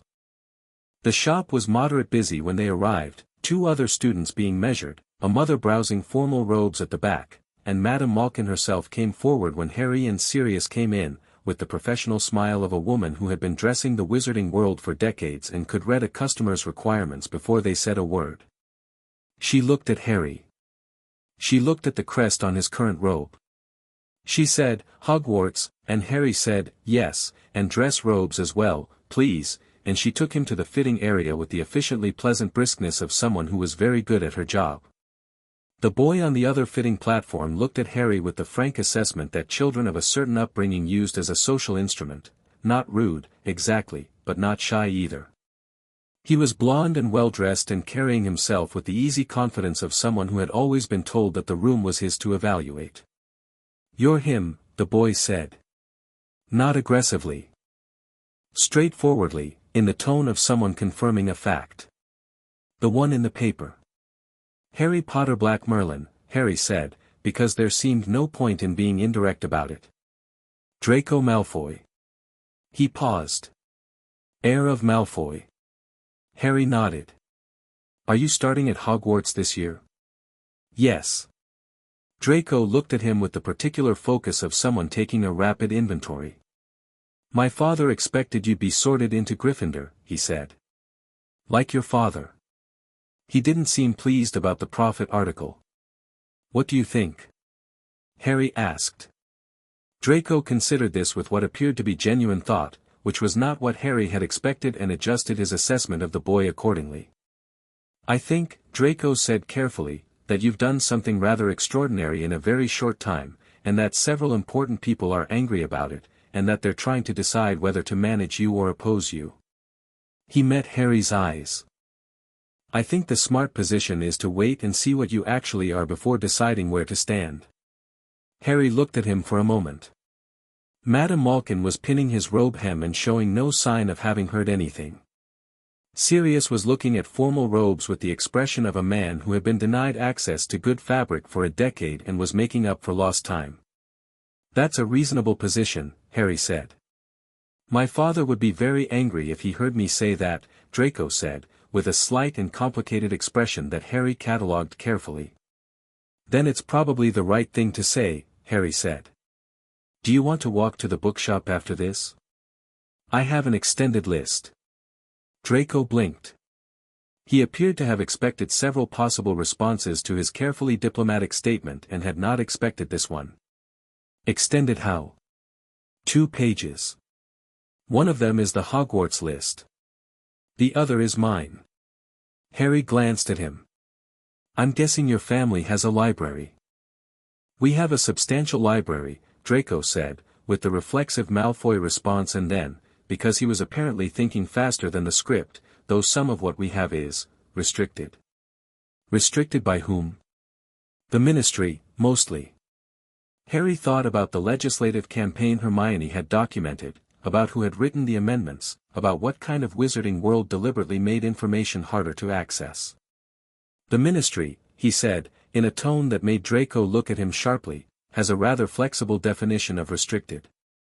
Draco was quiet for a moment. Then he said, yes. It does. They went to the bookshop together.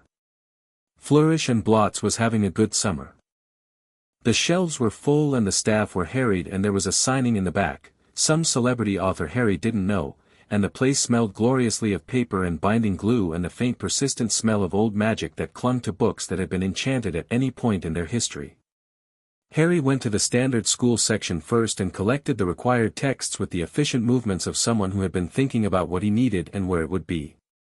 The Standard Book of Spells Grade 1, Hogwarts A History, 1000 Magical Herbs and Fungi. He handed them to Sirius, who was carrying a basket with the slightly dazed air of a man who had been handed a purpose and was grateful for it. Then he went to the theory section.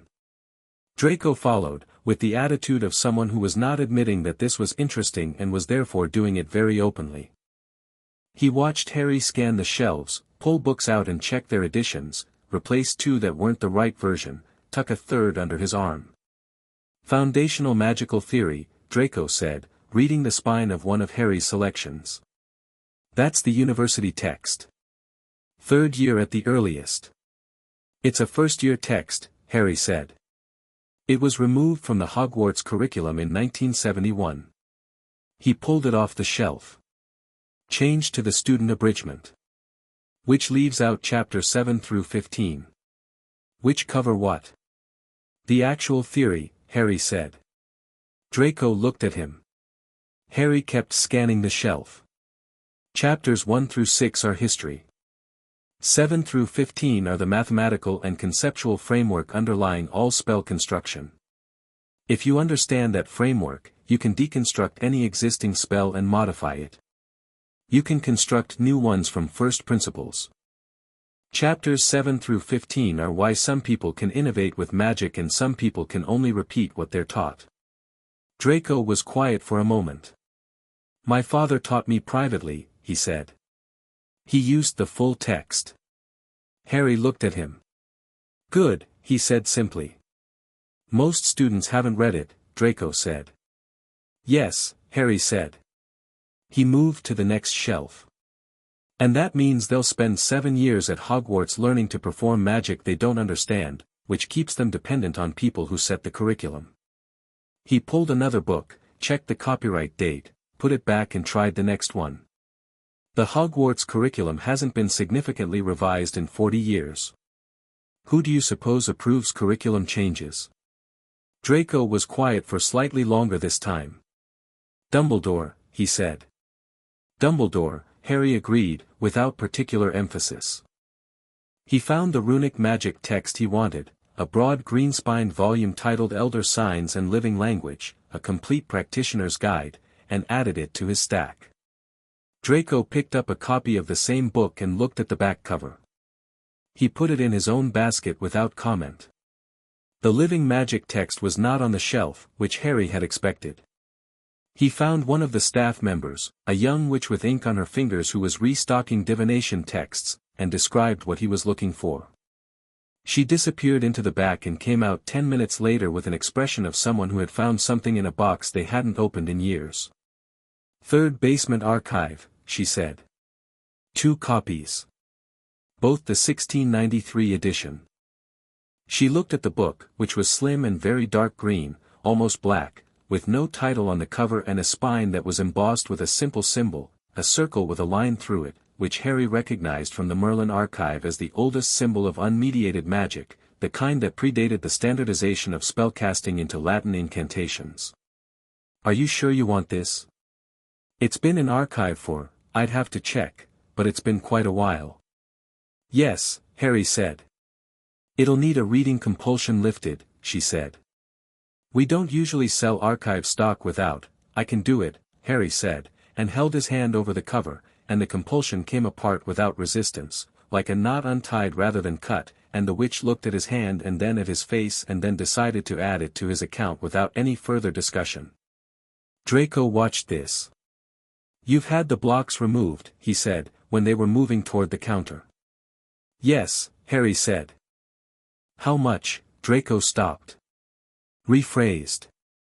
"The prophet said your core classification was unmeasurable.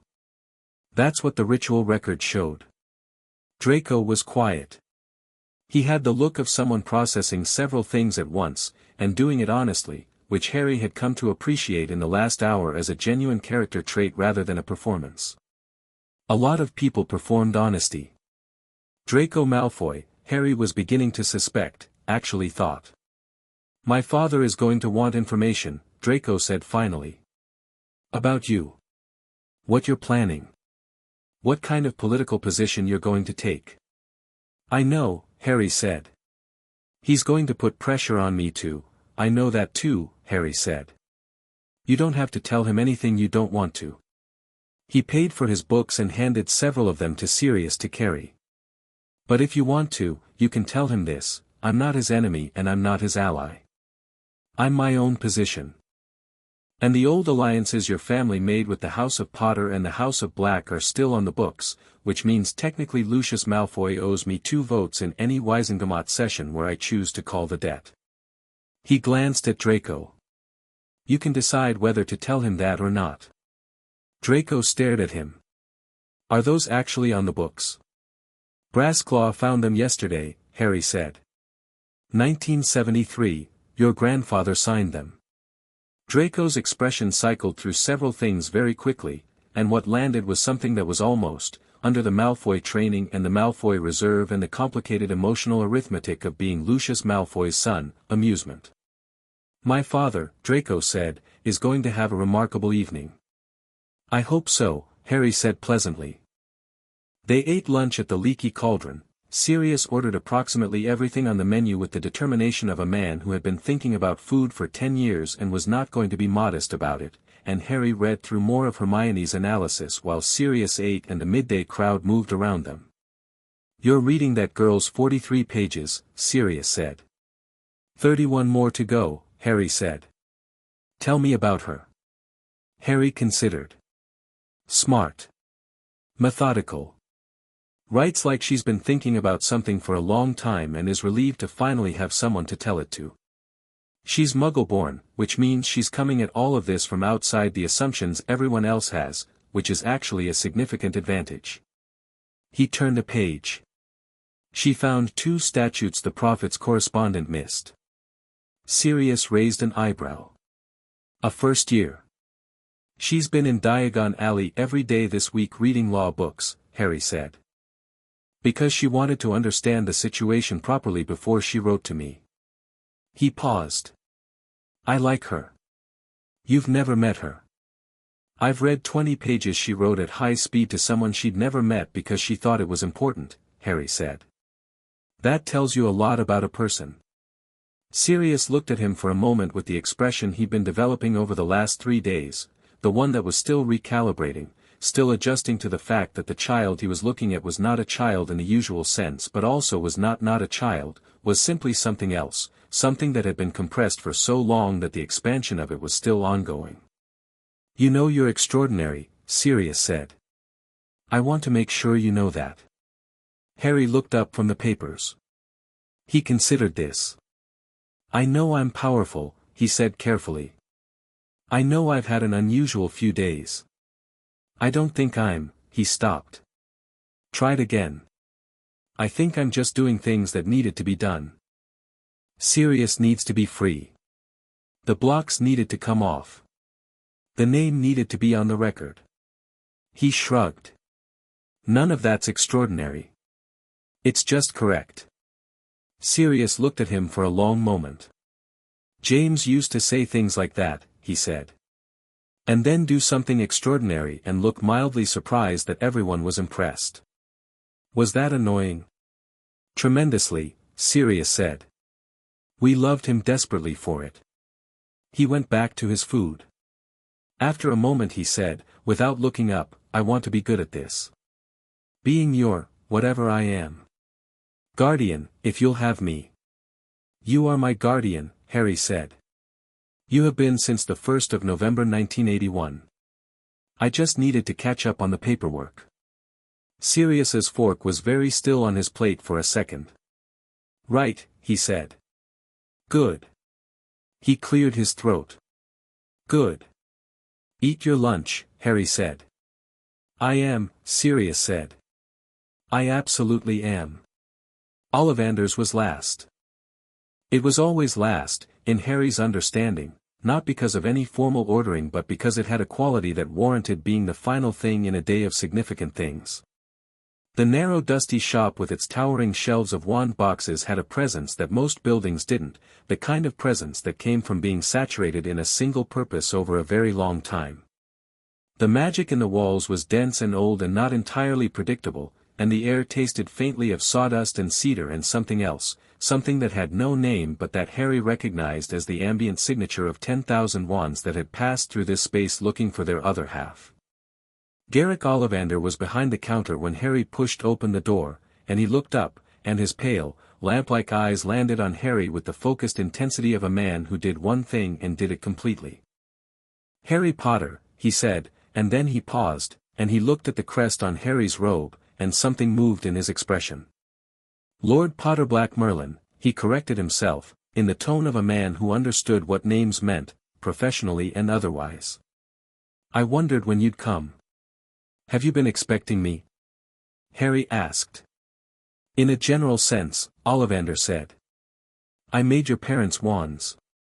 I make every wand that matters, Mr. Potter, forgive me, my lord, and certain wands I know about before they are made, in the way that a craftsman sometimes knows a piece before it is finished.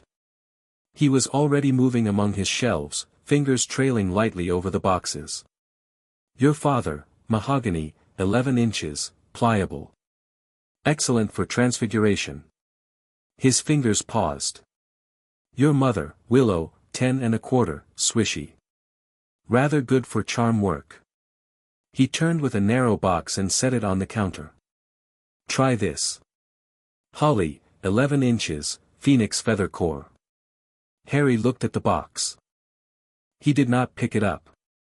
You said you know certain wands before they're made, he said. Did you know that one?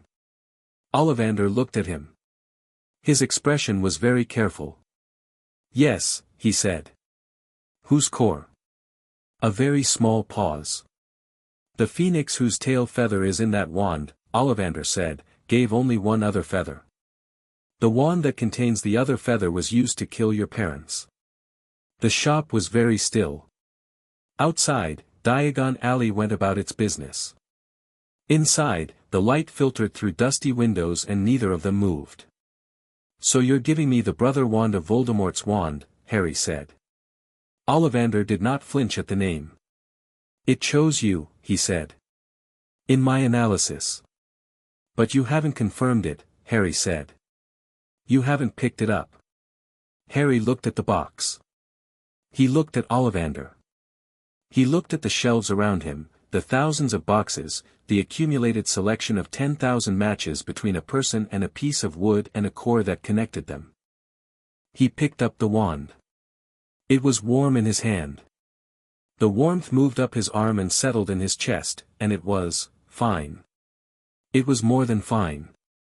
He felt the connection clearly, felt the magic flow between them without friction, clean and true. It was a good wand. It felt like his. But underneath that, clearer now with his blocks gone and his full inheritance accessible, he felt something else. A secondary resonance. The kind of thing most wizards would not notice, but that the Merlin archive had specifically described, the distinction between a wand that matched your magical output and a wand that matched your magical nature. May I look at the others? Harry said. Ollivander was very still. I beg your pardon. Not all of them, Harry said. I want to try 2 or 3 more. He set the holly wand down carefully. That one's good. I want to see if good is the best available. Ollivander looked at him for a long moment. His pale eyes were doing something complicated. Most people, he began. I know, Harry said pleasantly. Ollivander turned to his shelves. He was moving differently now, not with the practiced showman's efficiency of his initial selection, but slowly, with his eyes slightly unfocused, in the way of someone listening for something rather than looking. He went further back into the shop than Harry had expected, somewhere between the middle shelves and the far wall, and he spent 2 full minutes in there. He came back with a single box, unmarked, no maker's tag on the end. It was older looking than the others. He set it on the counter and did not say anything. Harry opened it. The wand was dark, almost black, with a grain so fine it was nearly invisible, and when he picked it up the warmth was different. Not the flow of the holly wand, that clean and frictionless movement. This was deeper. This was the difference between a stream and a river, between something that ran easily and something that moved with weight and purpose and the knowledge of where it was going. The magic in his chest did not flow toward it. It recognized it. The wand boxes on the nearby shelf rattled. Not dramatically, just a brief, definite tremble, and then still. Like a chord struck and released. "What is it?" Harry asked. His voice was steady. Ollivander looked at the wand in Harry's hand with an expression that was equal parts professional satisfaction and something older and more personal. "Elder," he said. 14 inches. Unyielding. Core," he paused. "The core is a single feather from a thunderbird. Specifically, the primary flight feather of a thunderbird that was present at the founding of the North American magical tradition. It was given to my great-great-grandfather by a Pukwudgie healer in 1691 and has been in this shop since." He looked at Harry. "I have tried it with every wandless wizard of note who has come through this shop in 40 years. It has never responded." Harry held the wand and felt it settle into his grip with the particular quality of something that has been waiting. "It was made for this line," Ollivander said quietly. "Not for you specifically. For the Merlin inheritance. It was made in anticipation of this." He gestured, vaguely, at Harry and the shop and the last several days. The craftsman who made it knew what he was making. He left no notes. He left only the wand. Harry looked at it. He looked at the holly wand on the counter beside it. "I'll take both," he said. Ollivander blinked. "Both?" "The holly wand is my right," Harry said. "It chose me. I won't disrespect that." He set the elder wand carefully back in its case and closed it. "The holly one for school. This one," he looked at the closed case. "This one when it's needed." Ollivander looked at him with those pale, seeing eyes, and Harry bore the look without discomfort, because there was nothing in it to be uncomfortable about. "My lord," Ollivander said, and it wasn't a form of address, or not only that, it was something older, the word used in its original sense, as an acknowledgement of something real. "I have been in this profession for a very long time. I have seen many remarkable things." He wrapped the elder wand's case carefully in brown paper. "I think you will be the most remarkable of them." "I hope not," Harry said. He took both wands and tucked them into his new robe's inner pocket, one on each side, balanced. "Remarkable is for things that can't be explained. I'd rather be understood."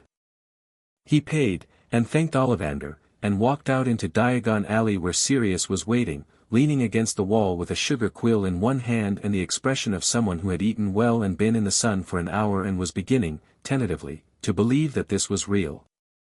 "How was it?" Sirius asked. "I got 2 wands, Harry said. Sirius looked at him. 2 wands. Ollivander said the second one had been waiting. Sirius looked at the shop behind Harry, then at Harry, then at the shop again. He put the sugar quill in his mouth and pushed off from the wall. "Right," he said, around the quill. "Anything else on the list?" "Owl," Harry said. "I don't have one."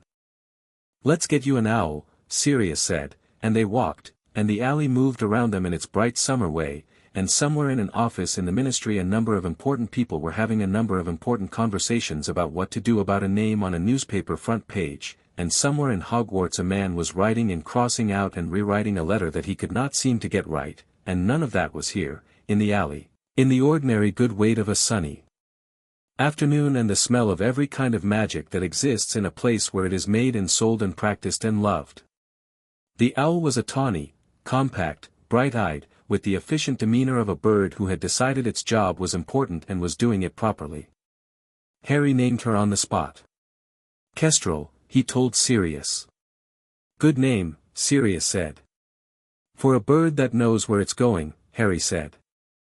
Kestrel regarded him with the solemn assessment of an owl who had just been named by a new owner and was forming opinions.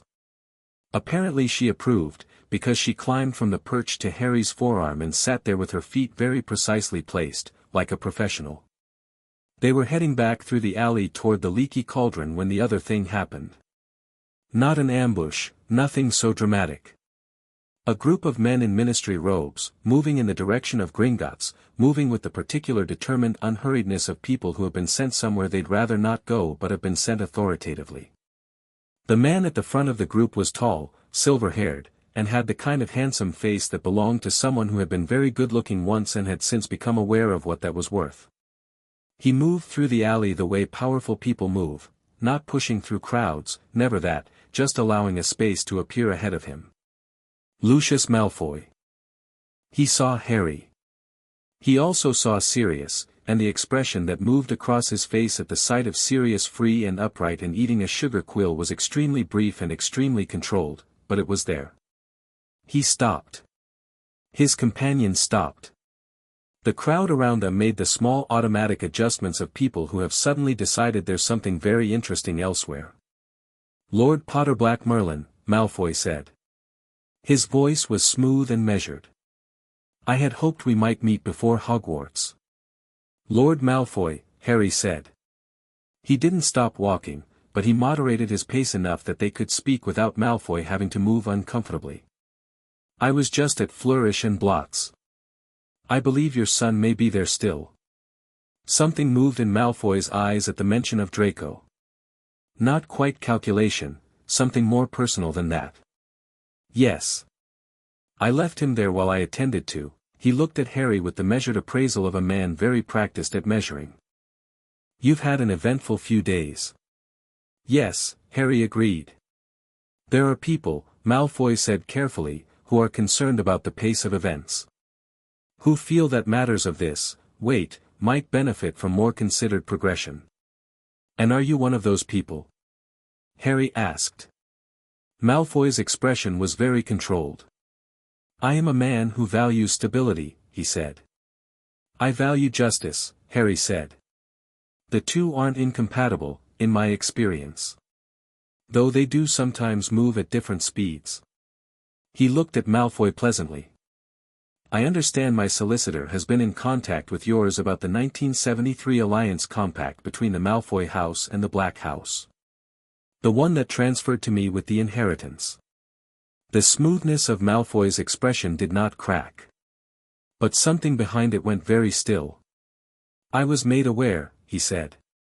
2 Wisengamot votes, Harry said. I don't intend to use them punitively. I intend to use them when they're needed, on matters that I think are important, and I'll be transparent about that. He held Malfoy's gaze. I'd rather have your family as an honest neutral party than an unwilling obligate. You can take that as you like. Another very controlled moment. Then Malfoy said, You are considerably less what I expected. What did you expect? Your father's son, Malfoy said, but shaped by 10 years in a muggle house. Something easier to manage. And instead? Harry said. Malfoy looked at him for another moment. Something in the look was, not respect, not yet, possibly not ever, given the architecture of everything between them, but a recalibration. The same thing Dumbledore had done in the gallery, but done here openly, in the alley, in daylight, without pretense.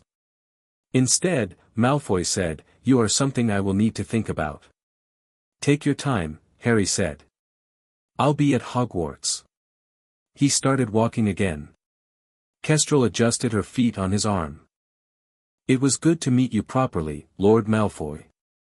He walked past Sirius, who had been standing a half step behind throughout this entire exchange with the expression of someone watching a sporting event they didn't know the rules of but were finding compelling, fell into step beside him.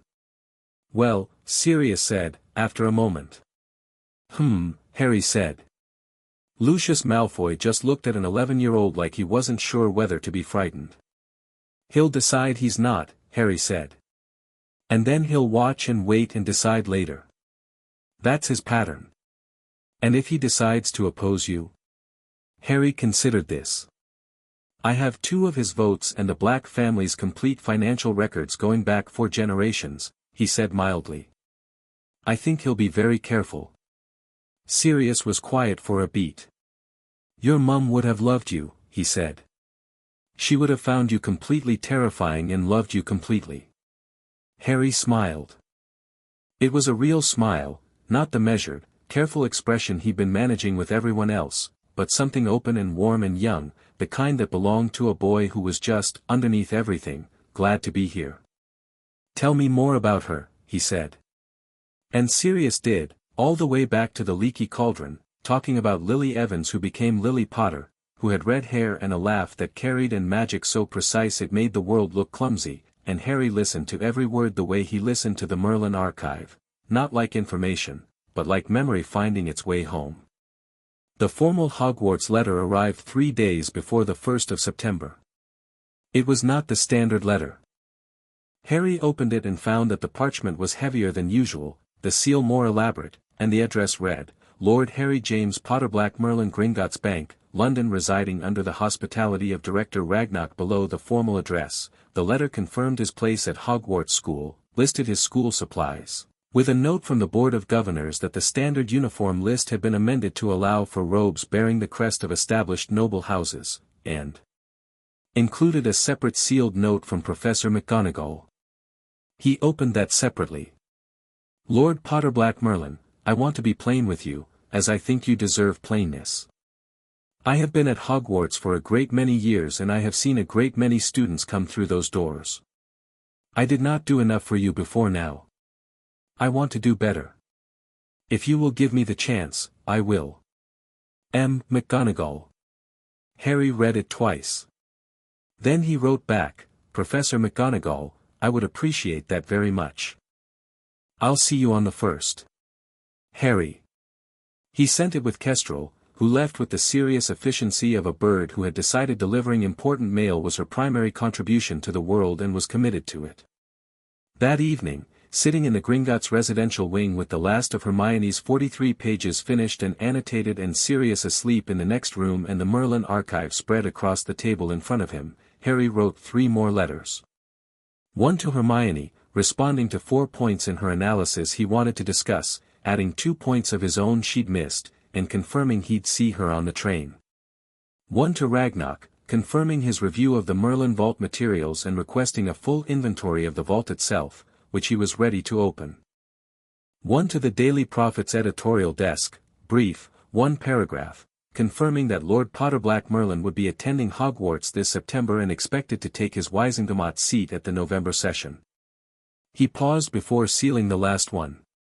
He thought about Hogwarts, a castle he'd never seen, a world he was just entering, a school built in a time when the things he now understood about magic were still being discovered.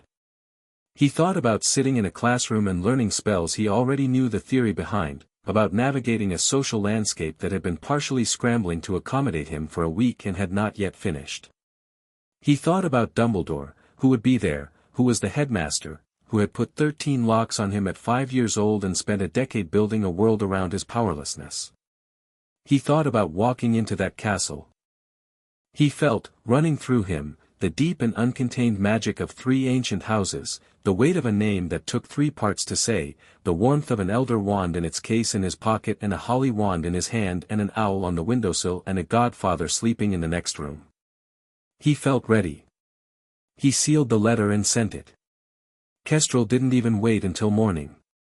Chapter 4, The Hogwarts Express and the sorting platform 9 3/4 was exactly what Harry had expected from a place that existed between 2 things, crowded with the particular organized chaos of families who had done this before and families who hadn't, trunks being loaded, owls complaining, parents holding on a few seconds longer than their children wanted them to, the steam from the scarlet engine rolling out across the platform and softening everything at the edges. Harry arrived with Sirius at 11:15, which gave them 15 minutes before departure, which was exactly the right amount of time. Not so early you stood around, not so late you rushed. Sirius pushed the trolley with Harry's trunk on it and Kestrel's cage balanced on top, and he did it with the focused contentment of a man performing a task that mattered, a man still in the early weeks of understanding that ordinary things like pushing trolleys toward train platforms were things he got to do now. He had cut his hair. He had bought new robes. He had spent 3 days in Gringotts being debriefed by Brassclaw about the state of the Black family finances and had come out of those meetings looking simultaneously exhausted and purposeful, which was, Harry suspected, exactly how engagement with Brassclaw tended to leave people. "You're sure you don't want me to come to the station?" he'd asked, 3 times, in the days before. "You're here," Harry had pointed out. "I mean, further. Onto the platform." "You'd get mobbed," Harry said. "The acquittal was 4 days ago. I can handle being mobbed." "I know you can," Harry said. "But I'd rather my first day didn't include a press scrum." Sirius had conceded the point. He pushed the trolley now with the particular energy of a man who had agreed to let go gracefully and was doing it gracelessly in the best possible way, checking twice that the trunk was properly latched, rechecking that Kestrel's cage door was secure, pointing out that the trunk could go in the owl compartment if Sirius, Harry said. "Right. Yes. I'll stop." They found a clear space near the train. Harry looked at the platform. He looked at the families, at the students in new robes with new trunks, at the Hogwarts Express standing against the platform looking like it had done this 10,000 times and would do it 10,000 more. He looked at the engine's nameplate, brass letters on a scarlet background, Hogwarts Express. "Your mother cried," Sirius said. "First time James went. She didn't tell him that. She waited until he was on the train and then cried on the platform and then made me promise not to tell him, and I didn't for about a week, and then he annoyed me about something and I told him anyway." Harry looked at him. "Did she forgive you?" "Eventually." Sirius smiled. It came easily now, compared to 3 weeks ago. "She said I was impossible." "Accurate?" "Spectacularly." Harry picked up Kestrel's cage and met Sirius's eye. The look between them was brief and not simple, it had too much in it for simplicity, too much time recovered from too long a loss, too much of a relationship being built out of pieces that had been waiting in separate places for years. But there was nothing incomplete about it. "All right," Harry said. "Every week or I'm coming up there," Sirius said. "I'll write every week," Harry said. He got on the train. He found an empty compartment in the third carriage and put his trunk up in Kestrel's cage on the seat across from him. He sat down. He watched the platform through the window. Sirius had found a spot near one of the columns and was leaning against it with the studied casualness of someone who was not watching but absolutely was, and he felt the train's weight, the slight vibration of it, the sense of something enormous waiting to begin. The compartment door slid open and Hermione Granger looked at him and said, "Harry," with the tone of someone who had been expecting this but still found the reality of it slightly overwhelming. She was shorter than he'd expected, with a great deal of brown hair that had its own opinions about direction, and dark, very bright eyes that moved quickly and read everything in a room before the rest of the room had quite registered she was there. She was wearing robes that fit properly and carrying a bag that was evidently packed with books, because it was heavy and she was adjusting the strap as she came in. "Hermione," Harry said. She sat down across from him with the efficiency of someone who had decided where to sit and was sitting there. "I've been looking for you since King's Cross," she said. "I nearly introduced myself to the wrong person. There's another black-haired boy with glasses, Neville, probably," Harry said. "I don't know his name." He looked lost. She set her bag down. "I wanted to say something before everything starts." "Go ahead," Harry said. I know what you are, legally and magically, and I want you to know that that's not why I wrote to you." She said it directly, with the particular earnestness of someone who needed to be understood on a specific point. I wrote because what was done to you was wrong, and someone should say it plainly, and you seemed like the person who needed to hear it from someone who wasn't invested in the outcome. Harry looked at her. I know, he said. You do. The letter made it clear, he said. You weren't networking. You were indignant on principle. He allowed a slight smile. I found it refreshing. She looked at him for a moment and then seemed to relax in the small, specific way of someone who'd been holding something and has just put it down. Right, she said. Good. Also, I found 3 more statutes since I sent the 43 pages. I've written them up separately, it's only 4 pages this time, I didn't want to overwhelm. Send them, Harry said. She pulled them from her bag. Of course she had them with her. He was reading the first page when the door opened again and a round-faced boy looked in with the expression of someone who was not fully convinced that asking for help was safe but had run out of alternatives. He was holding a toad. Sorry, he said. Have you seen a toad? Only mine got away and I've been looking, there's one under your arm, Harry said. The boy looked. There was, in fact, a toad tucked against his ribs, apparently having returned of its own accord. His expression cycled through confusion, relief, and sheepishness with impressive speed. Oh, he said. Right. Sorry to bother you. Come in, Harry said. The boy blinked. What? You look like you were heading somewhere, you don't know where you're going yet, and standing in the corridor is worse than having somewhere to be. Harry looked at him. Are you starting first year? Yes. I'm Neville. Neville Longbottom. The name registered. Harry's attention sharpened, slightly. Longbottom was an old name, one of the ancient families, lesser than the 3 he carried but old, and the Merlin archive had a handful of references to Longbottom blood in the context of magical heredity.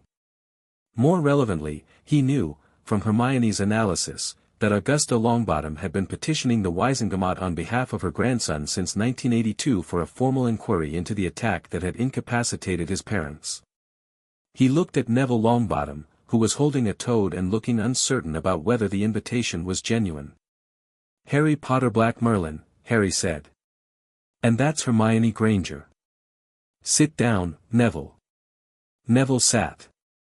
He sat the way someone sits when they're not sure yet whether they're welcome, perched slightly forward, ready to leave, trying to take up as little space as possible in case it turned out to be a mistake. Harry recognized that posture with the deep and specific recognition of someone who had spent 10 years perfecting it. Your parents, Harry said. Frank and Alice Longbottom.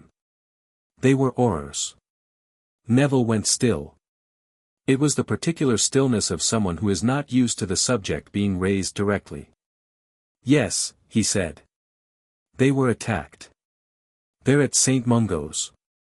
Long-term ward, Neville said quietly. Yes. The people who attacked them, they were prosecuted. But not everyone involved was charged, and there's been no formal inquiry into whether the charges were complete. Harry looked at him steadily. I know about this because my solicitor flagged it. The cases are linked, procedurally.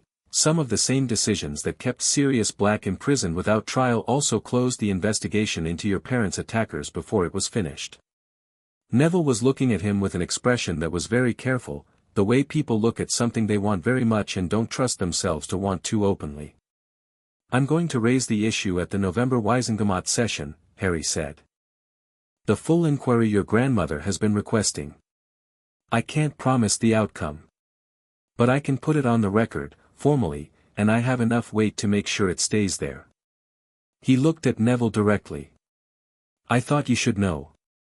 Neville's expression did several things very quickly and then settled into something that was not quite composed but was present and direct, and Harry saw something in it that he recognized as the thing that was there underneath the hesitation and the uncertainty, something sturdy, the kind of quiet that was not timidity but was the baseline patience of someone who had been waiting a long time and had not given up. Thank you, Neville said. He meant it in the full sense. Hermione, who had been reading her own legal notes with the focused attention of someone who was pretending not to listen and had heard every word, looked up. "I can send you the relevant statute sections," she told Neville. "The ones relating to the incomplete prosecution. In case you want to show your grandmother." Neville looked at her. He looked at Harry. He looked at the toad in his hands, which seemed to have opinions of its own but was keeping them private. "You're both very," he started. "Organized?" Hermione offered. "I was going to say determined," Neville said. "Same thing, really," Harry said. The train moved. The journey was long enough to be its own world, the way long train journeys become worlds, the light changing outside the windows, the rhythm of the tracks, the world between departure and arrival that belonged to neither and felt like both. Harry spent the first hour reading, Hermione spent it annotating, and Neville spent it letting the toad, Trevor, who had apparently been missing for most of King's Cross and was feeling sociable in the aftermath, wander between the seats while he described the long-bottomed greenhouses with the particular animation of someone describing the thing they knew best and loved most. He knew plants the way Harry was beginning to know magic, not as a subject but as a language, something native rather than learned. Around noon, the compartment door opened and Draco Malfoy came in, trailing two boys who were large in the way of people chosen for utility rather than companionship, and he looked at the assembled group and recalibrated his opening smoothly. "Longbottom," he said, with the specific reserve of someone who shared a social class with the person named and was not quite sure what to do with that anymore. He looked at Harry. "Potter." "Malfoy," Harry said. "You know Neville. This is Hermione Granger." Draco looked at Hermione with the expression of someone conducting a rapid assessment. Something in his face, not exactly surprise, but an adjustment, happened when he registered that she was looking back at him with complete composure and not even slightly intimidated. "Granger," he said. "Malfoy," Hermione said, in a tone that was entirely pleasant and included no subtext whatsoever, which was somehow more pointed than anything less pleasant would have been. The two boys behind Draco shuffled. One of them had the look of someone waiting for a signal and not receiving it, which was producing visible confusion. "Sit down, Draco," Harry said. Not unkindly. "I didn't say I was staying," Draco said. "You came to this compartment specifically," Harry said. "3 carriages from yours. You had something you wanted to say or ask. Sit down and say it." Draco sat down. He dismissed the two boys with a slight gesture and they left with what dignity they could manage. Draco straightened his robes, looked at the floor briefly, looked at Harry. "My father had a remarkable evening," he said. "I thought he might," Harry said. "He was," Draco stopped. He was choosing words carefully, which Harry had come to recognize as his natural mode when something mattered. "He was not pleased. About the compact. He spent a great deal of time explaining to me why you would use it against us and why I should maintain a certain distance. And I think he's wrong," Draco said flatly. "Which is not something I say easily, and I'd prefer it not leave this compartment."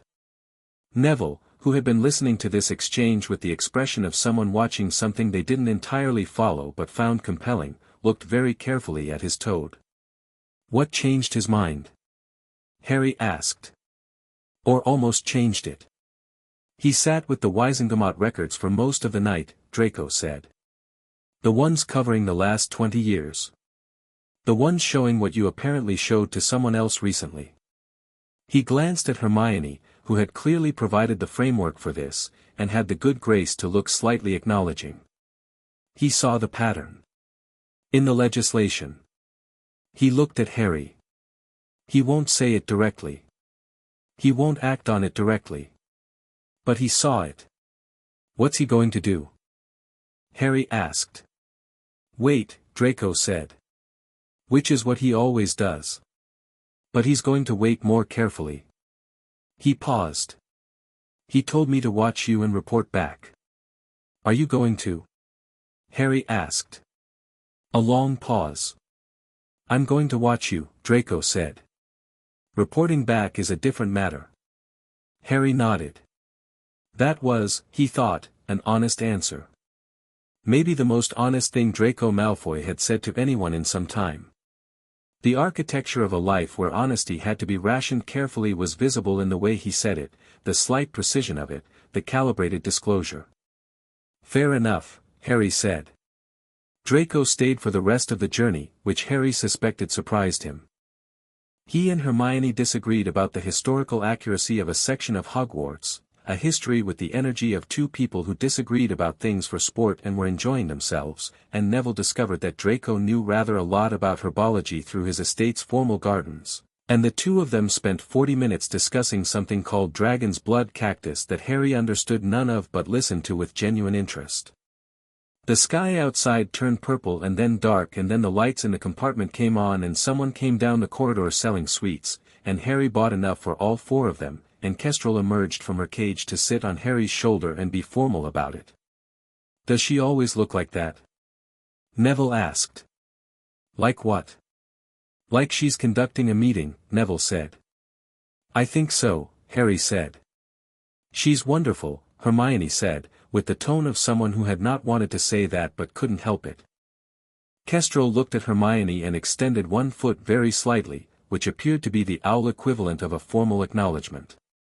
Hogsmeade Station was dark and cold and smelled of pine trees and something that Harry would come to understand was specific to the Scottish Highlands in September, a clean, rocky cold that was different from English cold, sharper and more honest.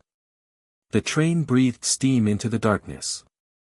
Students poured onto the platform, sorting themselves into the directed flows that upper years clearly knew and first years followed with varying degrees of confidence. "First years. First years over here." The voice was enormous and warm and attached to a person who was, Harry thought, probably the largest human being he had ever seen, not just tall but broad, with hands the size of dustbin lids and a beard that had its own landscape. He moved through the crowd with the unhurried authority of someone who had done this many times and liked doing it, and his small dark eyes were kind in the way that certain large things are kind, not gentle, exactly, but genuinely careful. "That's Hagrid," Hermione said immediately. "Keeper of Keys and Grounds, appointed by, I know who he is," Harry said quietly. He was looking at Hagrid with an expression that was attentive in a different way from how he usually looked at things. "He was the one who brought me to the Dursleys." A short silence. "He might not have known," Neville said. "I know," Harry said. "That's why I'm not angry about it." He looked at Hagrid again, at the enormous man waving lanterns at the collected first years. He was following orders from someone he trusted. They followed Hagrid down to the lake in a long line of students who were mostly too cold and too overwhelmed and too excited to be quiet, and Harry climbed into a boat with Hermione and Neville and Draco, who had, without apparent calculation, ended up at the same spot on the lakeshore, and they pushed off into the dark water. And then the castle appeared. Harry had expected it. He had read Hogwarts, a history and the Merlin archive both mentioned it, and he had understood it intellectually as a large and very old building full of magic. He had not expected the specific quality of it, the way it sat against the dark sky like something grown rather than built, the towers unevenly placed as if they had decided their own positions, the lights in the windows warm against the water, the whole thing reflecting in the lake below so that you were approaching both the castle and its reflection simultaneously, sailing between two versions of the same impossible thing. Something in Harry's chest went very quiet, and then very certain. This was where the old magic was understood. This was where it had been practiced and passed down for 1,000 years, imperfectly, incompletely, but persistently. This was where it lived. He looked at the castle and the castle looked back, not literally, but in the way of old places that have absorbed so much intention over so long that they develop something like awareness, a responsiveness to the people who come to them with something real. He felt it notice him. Hermione was looking at him. "What?" he said. "You're glowing," she said. Very quietly. He looked at his hands. She was right, a faint, ambient luminescence, barely visible, the same cold starlight color he'd had in the Gringotts chamber with the blocks coming off. It was fading already, settling back into the background. "Sorry," he said. Don't apologize, she said. She stopped. It was like watching something come home. He looked at the castle again. Yes, he said. That's what it is. The Great Hall was everything Hogwarts, a history described and several things it didn't, most notably the ceiling, which was not merely enchanted to reflect the night sky but was genuinely, actively connected to it. You didn't look at a picture of stars, you looked at stars, and the magic between you and them was a window rather than a painting. Harry looked up at it for 2 full seconds and understood, from the Merlin archive, exactly how it was done and how old the enchantment was and who had cast it, and filed all of that for later. The hall was full. For long tables, hundreds of students, the high table at the front where the professors sat, the whole room lit by thousands of floating candles. Harry took it in the way he took in rooms, the whole of it first, then the details, then the connections between the details. He located Dumbledore at the center of the high table. The old man was looking at the incoming first years with the expression of someone who had done this for a very long time. His eyes found Harry. Harry met them, and held them, and then looked away first, not because he was deferring, but because he had what he needed from the look and there was more interesting things to observe. Professor McGonagall led them to the front. She was exactly as her letter had suggested, precise and self-contained, with a quality of compressed feeling, like someone who experienced things fully and expressed them sparingly. She looked at Harry when they entered and he gave her a slight nod, and something in her face acknowledged it before she returned to the crisp professionalism of the moment. The Sorting Hat sat on a stool in front of the high table. It was, as described, old and battered and looking rather like a large pointy hat that had been through significant experiences and had formed opinions about them. When the hall had settled and McGonagall had produced the list, it opened what was apparently a mouth and began to sing. Harry listened to the song. It covered the 4 houses, their qualities, their founders, the usual broad characterizations, Gryffindor's bravery, Hufflepuff's loyalty, Ravenclaw's wisdom, Slytherin's ambition. But there was a verse in the middle that Harry hadn't read in any account of the sorting, perhaps because it was different every year, and this year's version of it was, "But I must name a thing more rare than bravery or cunning thought, the magic old before our school, the power out of darkness wrought.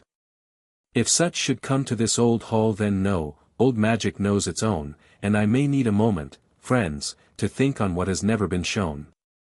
A murmur through the hall. Harry didn't look at Dumbledore. He didn't need to. The sorting began. Names called alphabetically. Each student went up, sat on the stool, put on the hat, waited, some shorter, some longer, and was claimed by a house to the cheering of the relevant table. Granger, Hermione, the hat was on her head for exactly 30 seconds before it shouted Gryffindor, and she sat down at the Gryffindor table with the expression of someone who had known this was correct and was glad to have it confirmed. Longbottom, Neville, a full minute under the hat, long enough for some of the students to start whispering, and then Gryffindor, and Neville went to the table with a look of stunned relief and the expression of someone who had perhaps expected worse. Malfoy, Draco, the hat was on his head for less than 10 seconds. Slytherin. Draco went to the Slytherin table with the composure of someone for whom this was inevitable, and sat down, and looked across the room at Harry with an expression that was not happy or unhappy but was something more like a starting point. Potter-Black-Merlin, Harry. The hall went utterly silent. Not the usual pre-sorting murmur. Not the polite attention of students watching an unfamiliar name called. Complete, specific silence, the silence of a room that had read the morning paper and had been waiting for this moment since the doors opened. Harry walked to the stool. He was not performing calm. He was calm, not because the room didn't register, not because 200 pairs of eyes and one set from the high table that he could feel without looking at them didn't constitute pressure, but because pressure required you to need something from the people applying it, and Harry did not need anything from this room. He sat down. He put on the hat. The world went private. "Well," said the hat, and its voice was different from what Harry had expected, not ancient and oracular but conversational, a voice that had heard everything and was genuinely interested in hearing more. Well. I haven't felt anything like this since what?" Harry said, in his head. Since the founders, the hat said. Not any one of them. All of them, in a single person. That's what the Merlin inheritance means, isn't it, the source? Before the houses. Before the distinctions. I suppose, Harry said. You're thinking about what I'll say out loud. In front of the hall. Yes. Does it matter to you? Which house? Harry thought about this honestly, which was, he suspected, the only way to think in the hat. Not the way it matters to most people. But it matters. Houses are communities. I'd like the right community. Not Slytherin, the hat said. It was not a question. I have nothing against ambition, Harry said. But some of the people who used it as their primary identification have done things I'd rather not be categorically associated with. At least not yet. Not Ravenclaw. I'm not wise, Harry said. I'm learning. There's a difference. Hufflepuff, the hat said, and now it was definitely testing. Harry considered. Hufflepuff is a fine house, he said. Loyalty and hard work and the willingness to not be glamorous about doing the right thing. But I think, honestly, I'm not best placed there right now. Not because I'm better than those qualities. Because those students deserve to find their community without me displacing it. That is, the hat said, with something that might have been approval, a remarkably honest answer. You said you couldn't feel anything like me since the founders, Harry said. The founders built this school together. None of them built it alone. No, the hat agreed. Gryffindor, Harry said. My father's house. My mother's house. Not because of inheritance, because I think it's where I'll be most useful and most honest, and because some of the bravest thing I can do right now is be visible in exactly the house everyone expects me to avoid in order to seem unpredictable. A pause. You know, the hat said, in 1,000 years, I have never had a student argue their own sorting to me. I wasn't arguing, Harry said. I was explaining. The pause was longer this time, long enough that the hall, if it had been listening to time passing, would have clocked nearly 5 minutes. Long enough that whispers had started, and a professor had half risen from the high table, and Hermione was gripping the Gryffindor bench with both hands. Then the hat spoke. Gryffindor, it said, and it said it differently from how it had said any other name that evening, not loudly exactly, but deeply, the way you speak something that has weight, something that lands. And then, in a voice the entire hall could hear, it added, and the magic knows its own. The Gryffindor table erupted. The other tables erupted. Even a portion of the Slytherin table, to Draco's visible bewilderment, was applauding, not for Gryffindor, but for the spectacle of the moment, for the hat's unprecedented addendum, for whatever the 5 minutes meant. Harry took the hat off and handed it back to the stool and walked to the Gryffindor table and sat down next to Hermione, who grabbed his arm with both hands and said nothing for a full 3 seconds. 5 minutes, she said. We had things to discuss, Harry said. The hat said the magic knows its own, she said, and her voice was not quite steady. It did, Harry said. What does that mean? I think it means Hogwarts noticed, Harry said. He looked up at the ceiling, at the stars through the enchanted roof, at the old magic in the stones of this place that had been waiting, in its specific and ancient way, for the Merlin line to come through the door. I think it's been waiting a while. Hermione looked at him. Then she looked at the ceiling. Then back at him. I have so many questions, she said. I know, Harry said. I'll answer all of them. The feast appeared on the tables, not brought, just there, all at once, hundreds of dishes appearing in an instant, and the hall noise rose to the warm, ecstatic level of a community at a celebration, and Harry ate and talked and watched the room with the attention of someone who was not performing ease but feeling it. He looked at the high table. Dumbledore was looking at his plate. McGonagall was looking at Harry with an expression he was learning to read, the compressed version of something fuller, of relief, of determination, of the guilt of someone who had seen something wrong and not stopped it, channeled into the specific intention of doing better. He gave her a nod. She returned it. He looked further down the high table, past the other professors, a man who clearly taught defense who smelled faintly of garlic and wore a turban and had, around his head and the turban, a magical signature that was doubled, layered, wrong in a way Harry couldn't immediately locate but filed immediately, and found the face he was looking for. Snape. Severus Snape was looking at him with the focused, unreadable intensity of a man conducting an inventory that would take some time. He had a face built for disapproval, sharp and contained, the kind of face that had practiced neutrality until neutrality became its default expression and whatever was underneath it had to work very hard to be visible. He was looking at Harry the way Harry had come to recognize as the look of someone encountering something that doesn't fit their existing model and is deciding whether to update the model or maintain it. Harry looked back. He didn't look away, didn't try to moderate the look, didn't make it confrontational or soft. He just met the man's eyes and held them long enough to say, without words, "I see you, you see me, and we'll find out what that means." Snape looked away first. Something in his jaw tightened. Harry returned to the feast. Later, in the Gryffindor common room with its warm fire and its red and gold and its new first-years scattered across the room in various stages of processing the day, Percy Weasley, the prefect who had led them up, was explaining house rules with the thoroughness of someone who believed in thoroughness, and most of the first-years were listening with the polite attention of people who were too tired to fully absorb anything but knew enough to not visibly check out.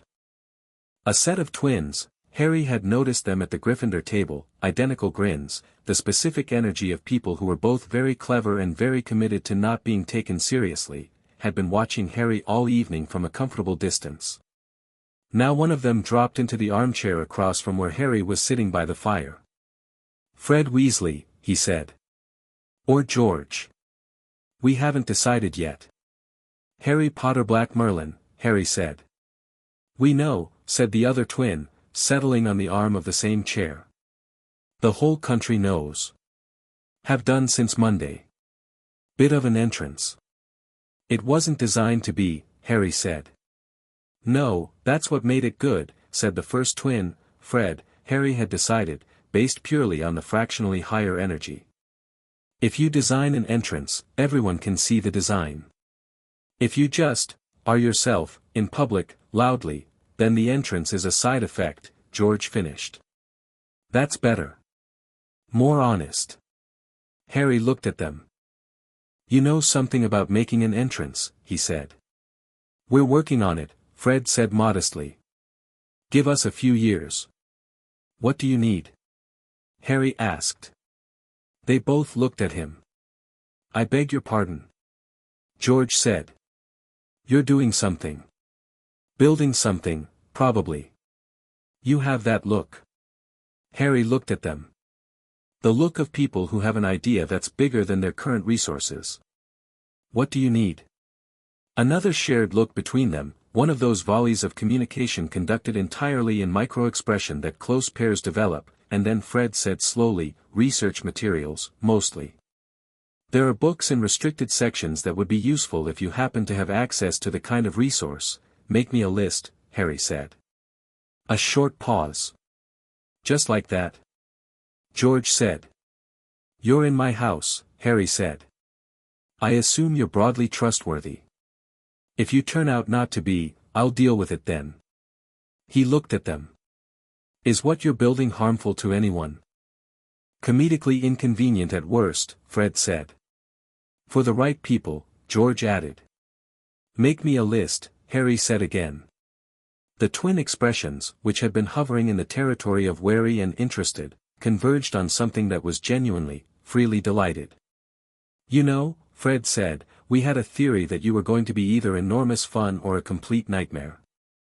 "It can be both," Harry said. "Ideally," George agreed.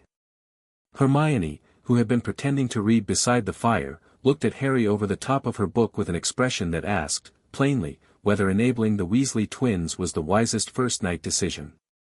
He gave her a slight shrug. She returned to her book with the expression of someone who had registered the decision and was reserving judgment. He went to bed last.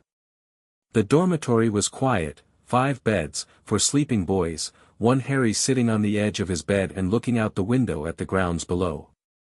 The lake was visible from here, flat and dark in the moonlight, and beyond it the forest, and beyond that the mountains, and the sky above all of it was full of stars that were also on the ceiling of the great hall, and the whole vast layered world of this place was present in the way that it had been present on the boat, felt, not just observed. He took out the elder wand from his robe pocket. He sat with it in his hand for a moment, feeling the warmth of it, the depth of it, the sense of something that had been made specifically for this moment in the very long run-up to this moment. He thought about what the Sorting Hat had said. The magic knows its own. He thought about the doubled magical signature on the defense professor, the wrongness of it, the presence of something layered where there should be one thing. He thought about the turban. He'd need to investigate that carefully, not urgently, but carefully. He thought about Dumbledore not looking at him during the feast. Not during the sorting, not during the hat's addendum, not during the meal. Looking away, specifically and deliberately, in a way that was itself a choice. He thought about Snape's look. The inventory. He thought about Hermione, who had grabbed his arm during the sorting. About Neville, who had sat straight during dinner, something changed in his posture. About Draco's look across the room, not friendly exactly, not unfriendly, the look of a starting point. He thought about this castle, and the old magic in it, and the fact that the Merlin archive had referenced Hogwarts 7 times as the place where the old ways were best preserved, not in the curriculum but in the structure, in the wards, in the enchantments that had been placed by people who understood magic the way Harry was learning to understand it. He was here. He was here, and he was himself, and he was 11 years old and the lord of 3 ancient houses and a student at a school in a castle in Scotland, and both of those things were equally true and neither of them cancelled the other. He put the wand away. He lay down. He closed his eyes, and the magic in him settled into the new spaces it had been filling since the chamber in Gringotts, and it was good. It was right. It felt like the way a thing feels when it is in the right place and knows it. He slept, and outside the castle the lake was still and the stars were cold and clear and the old magic ran deep in the stones around him like something that had been waiting to breathe. Chapter 5 First Blood. The first morning at Hogwarts tasted like possibility and strong tea. Harry came down to the Great Hall at 7, which was earlier than most students and later than Hermione, who had apparently been there since 6:30 and had already eaten, arranged her school bag, and was reading a book that was not on any Hogwarts list. She looked up when Harry sat across from her and pushed the toast rack toward him without comment, which was the kind of practical warmth Harry had come to appreciate about her in the space of a single day. "Sleep well?" she asked. "Fine," Harry said. He poured tea and looked at the hall. Morning light came through the enchanted ceiling, which showed a pale blue September sky with thin high cloud, and the few students already at breakfast looked the way people look in the first hours of a new thing, slightly uncertain, still assembling themselves. "You're reading Advanced Rune Theory," he said. "I found it in the library before breakfast," Hermione said. "The Hogwarts library has a better runic section than I expected. The restricted section has a better one still, though obviously I haven't." She stopped. "Yet," she added, in a tone that suggested she was being accurate rather than aspirational. "I'll get you access," Harry said. She looked at him over the book. "You can do that? As a lordship heir, I can petition the Board of Governors for unrestricted library access for named associates." He ate a piece of toast. "I was going to do it for myself anyway. Adding you takes a sentence." Hermione set the book down. She had an expression he was beginning to catalogue, the one where she was processing something that moved her and was simultaneously trying to assess it rationally, the two impulses running parallel. "You don't have to keep," she started. "I know I don't have to," Harry said. "You wrote 43 pages for someone you'd never met because you thought it was important. I think you should have library access." He looked at her simply. "It's not charity. You're useful. More than that, you're right about things, which is rarer." She looked at him for another moment. Then she picked up her book again. Thank you, she said, with the particular dignity of someone who has decided to accept a thing gracefully rather than argue against it. Neville arrived at 7:10, slightly rumpled, with Trevor in his breast pocket because Trevor had apparently escaped the dormitory and been found on the stairs and Neville had not had time to return him before breakfast. He sat down next to Harry and began filling his plate with the focused efficiency of someone who had decided that food was currently the most manageable thing in his environment. "Did you sleep?" Harry asked. "Not really," Neville said. "Ron Weasley snores." He said it without complaint, just as information. "I lay there thinking about the Wisengamot session." "November," Harry said. "I'll send you the formal filing when Brassclaw completes it. You should see the language before it's submitted." Neville looked at his plate. "Gran's going to," he stopped. "Start it again. She doesn't really expect things to change. She's filed before and it's always the same. They acknowledge it and then nothing happens." He looked at Harry. "What makes this different?" "I have standing that previous petitions didn't have," Harry said. "The three lordships mean I can compel a formal response rather than an acknowledgement. And Brassclaw can link it procedurally to the larger question of how many cases from that period were improperly closed." He looked at Neville directly. "I can't promise the outcome. I won't. But I can promise it will be taken seriously, and that the people responsible for closing it early will have to explain themselves on the record." Neville nodded. He was quiet for a moment. "My mum used to bring me sweets," he said. "When I visited. She doesn't always know who I am, but she would collect the wrappers. Fold them up and give them to me." He looked at Trevor in his pocket. "I don't talk about that much." "You don't have to," Harry said. "I know," Neville said. He paused. "I wanted to say something real to you. Because you keep saying real things to me." Harry looked at him for a moment. "She sounds remarkable," he said. "She was the best orer of her generation," Neville said quietly. "Before. Then she'll be in the record," Harry said. "Whatever happens, she's in the record." The hall was filling up. The schedule appeared with breakfast, delivered by owls for the older students and apparently materializing on the table for the new ones, and Harry looked at his double transfiguration, then charms, then a free period, then in the afternoon double potions.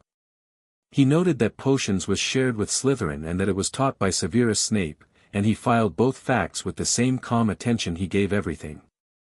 He was looking forward to potions. Transfiguration was first, and Professor McGonagall was waiting for them in a classroom that smelled of wood and copper and something that was the magical equivalent of high standards, a classroom that had absorbed decades of precision and expected it in return. She stood at the front in her emerald green robes and her pointed hat and her expression that was severe in the way of things that are also genuinely caring but would rather not be accused of it.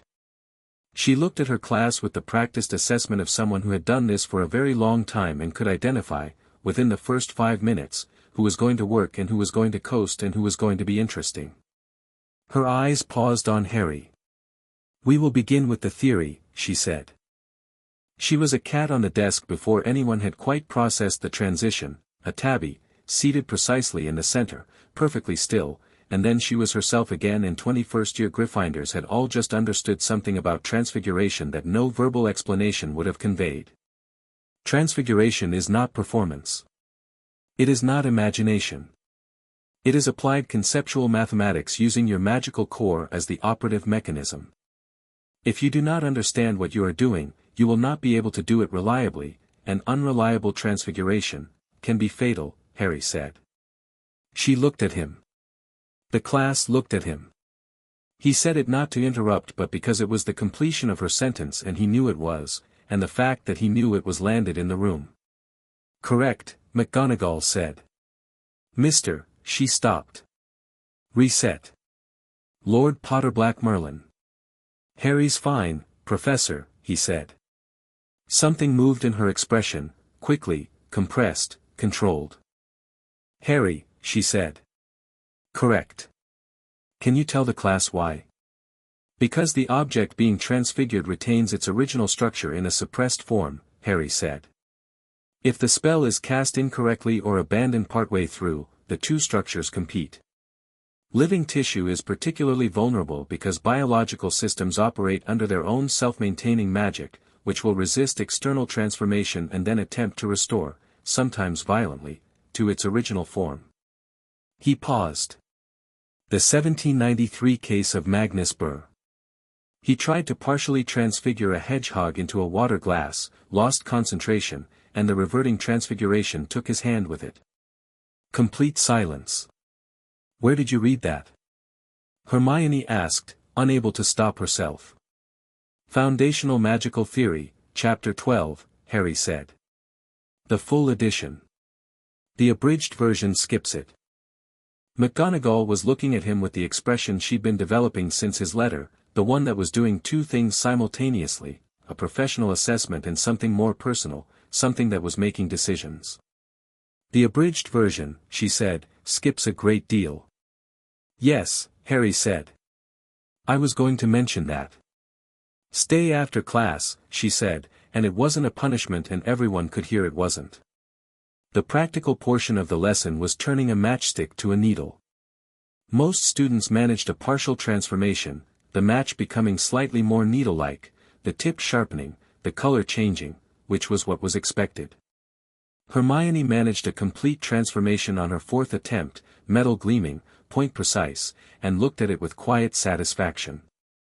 Harry did it on his first attempt without incantation, the matchstick simply becoming a needle between one breath and the next, and the needle was perfect and he set it down carefully and didn't make anything of it. He picked up the second matchstick on the desk and began working on the theoretical variation he'd been thinking about, returning the needle to its original form, reversing the transfiguration cleanly rather than simply leaving it as a needle. McGonagall, who had been moving between students, stopped beside him. She looked at the needle. She looked at the matchstick he was working on. She looked at his face, which was attentive and focused, and she said very quietly, "How long have you been doing this?" "Since yesterday," Harry said. "But I understand the theory.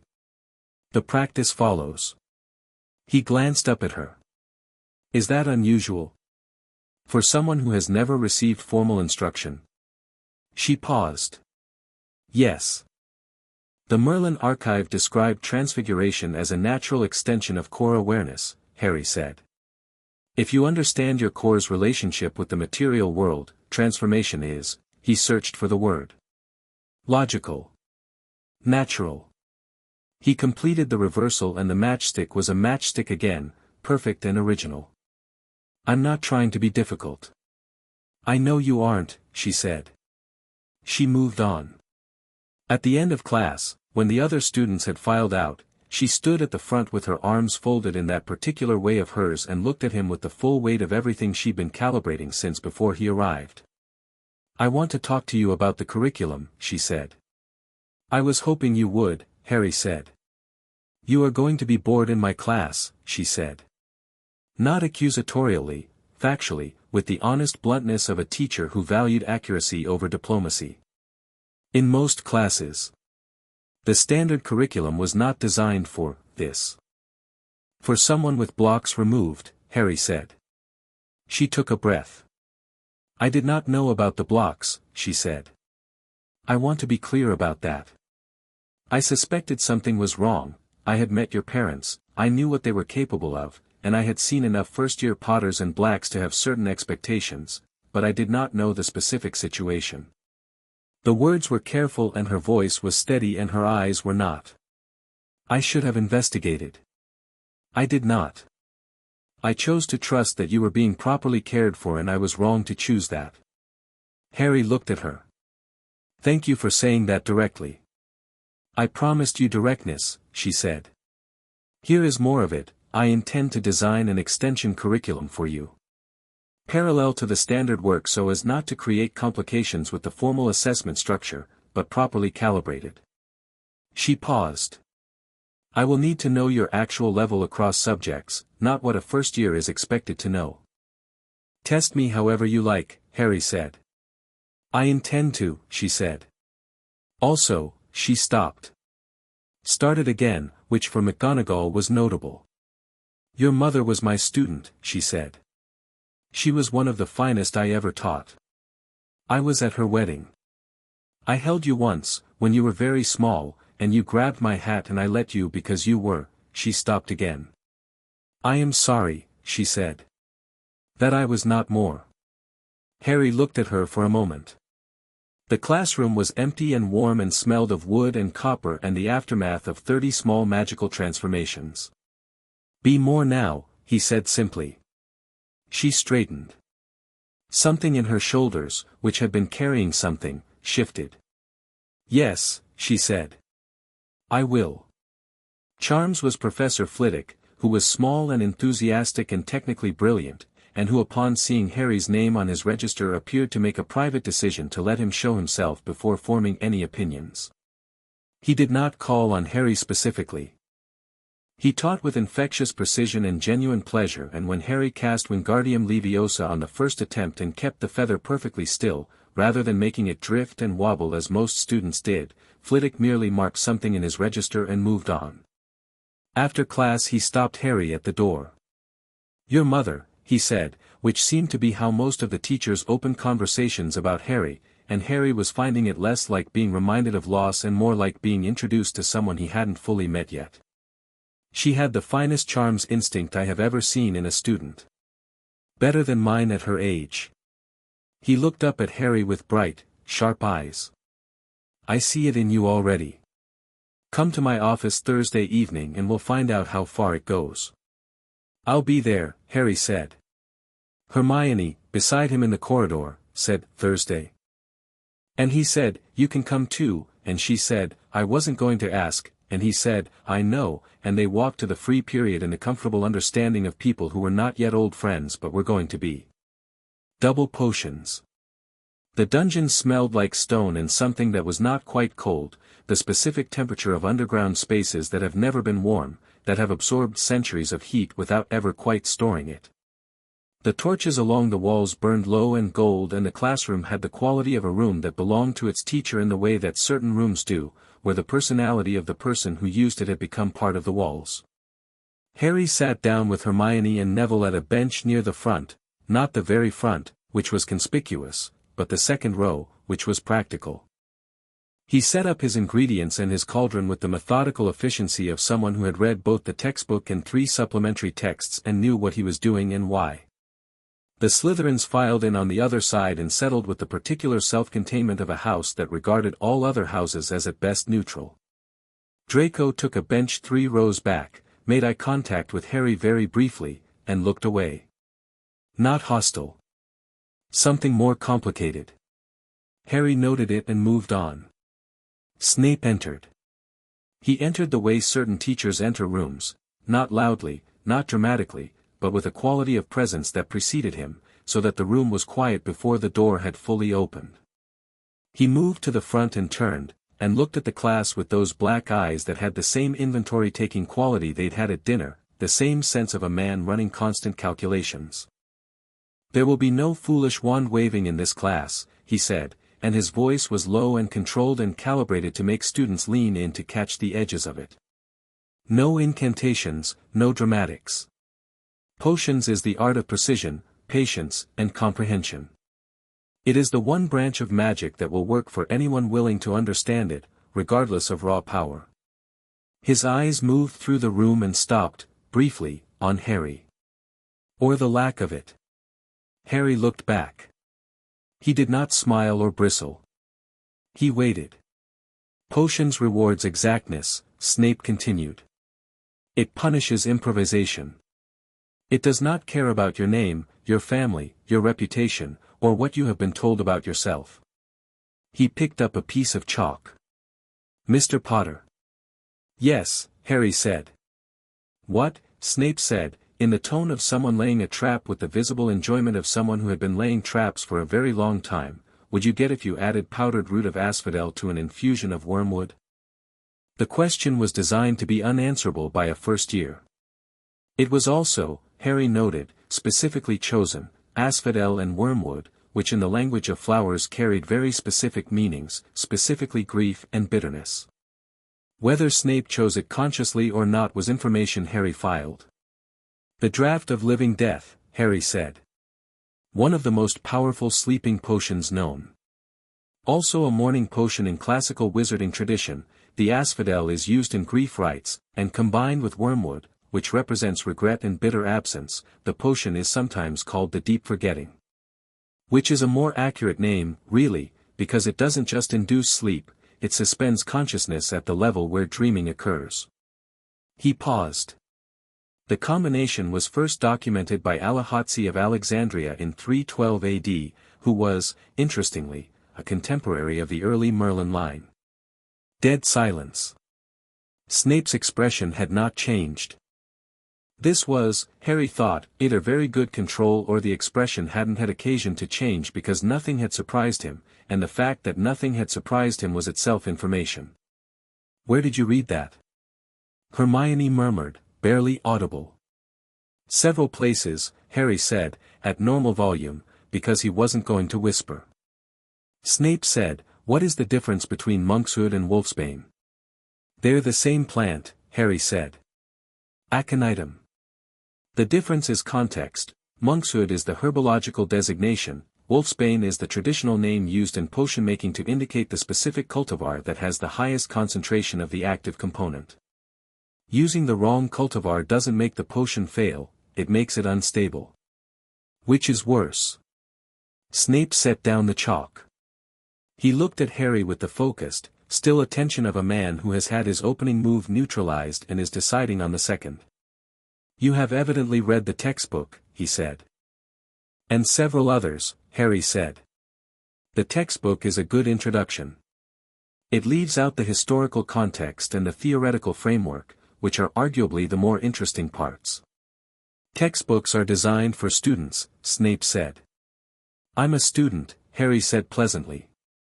"I just like the full version." Something happened in Snape's face. Not much, it was a face that didn't give much, but something shifted in the back of those black eyes, an internal register being updated, a category being reconsidered. His hostility was not gone. Harry doubted it would go quickly or completely, given the layers of history involved. But it was being complicated, and complication was movement. "The practical today," Snape said, turning to the board and writing with the same controlled precision he did everything, "is a boil cure potion. Instructions are on the board. You have until the end of the period. Begin." The class settled into work, the careful sounds of potion making, the creak of ingredient jars being opened, the careful splash of water added to cauldrons, the particular focused quiet of people trying to be precise. Harry worked methodically and without hesitation, not quickly in a showy way but in the way of someone who understood each step and therefore did not need to pause and second-guess. Hermione worked beside him with a focus that was nearly identical to his in style if not in source. Hers was the precision of someone who prepared obsessively and then executed, his was the precision of someone who understood the underlying structure well enough that each step was logical rather than memorized. They finished within 30 seconds of each other. Their potions were, objectively, perfect, the precise color and consistency the board described. Neville's was less perfect. Not disastrously wrong, but the color was slightly off, not from incorrect ingredients but from heat management. Harry looked at his cauldron during the process and said, very quietly, "Third step, you want a gentler heat than the book says. The instruction is written for a standard pewter cauldron. This one is thicker bottomed, so it retains heat differently." He nodded at the flame. "Lower it slightly." Neville adjusted. The color corrected. Snape, moving between benches, arrived at their row and looked at Harry's cauldron. He looked at it for a longer moment than the others got. He said nothing. He moved to Neville's cauldron and his expression at the corrected result was microscopic but present, not approval, exactly, but the absence of the contempt it would have worn at a failed attempt. He moved on. At the end of class, while students were packing up, Snape said, without turning from the board where he was writing next week's preparatory reading, "Potter. Stay." The class filed out with the energy of people who have just witnessed something they're going to discuss extensively and want to start immediately. Hermione looked at Harry. He gave her a slight shake of his head, "Go on," and she went, with an expression that meant she wanted a full account later. The door closed. The dungeon was quiet, and dim, and smelled of the boil cure potions that had been simmering all period, a slightly medicinal smell that was not unpleasant. Snape turned from the board. He looked at Harry for a long moment without speaking, which Harry suspected was a technique, the expectation being that students would fill the silence, would become anxious and start talking, would give information they hadn't planned to give. Harry sat on the bench and did not fill the silence and was not anxious, and after approximately 15 seconds Snape made a very small, barely perceptible adjustment to his expression. "You knew about the asphodel before you came into this classroom," Snape said. "Yes," Harry said. The historical connection to the Merlin line was not in any text available in Flourish and Blots, Snape said. "Or the Hogwarts library. Or any library open to the public." "No," Harry agreed. "The Merlin archive," Snape said. "Yes." Another pause. Snape moved to the front of his desk and leaned against it, arms folded, not the aggressive fold of someone establishing dominance but the folded arms of someone thinking. "You are aware," he said carefully, "that there are people in this school who will want to assess you. Who have reasons to want to know how much you know, what you intend, where your limits are." "I'm aware," Harry said. "And you intend to simply show them," Snape said. "Not a criticism. An observation delivered with a very complicated edge." "I intend to be myself," Harry said. "What people learn from that is their business." Snape looked at him. His expression was doing the inventory again, but this time there was something else in it, a quality Harry couldn't fully read yet, something that was not about Harry's power or politics or position, something more personal and more careful. "You have your mother's eyes," he said. He said it the way you say something you've said before, privately, many times, but have never said aloud. Harry looked at him steadily. "I know," he said. "And her magic, apparently. According to the Gringotts record, the court type traces through her line." Snape was very still. "She was the reason the Merlin inheritance activated," Harry said. Not accusatory, not gentle. Factual and direct. The sacrifice required someone with the right blood acting in the right way. She knew what she was doing. She chose it. He met Snape's eyes. "I think you know more about that than most people." The quality of the silence changed. Snape stopped.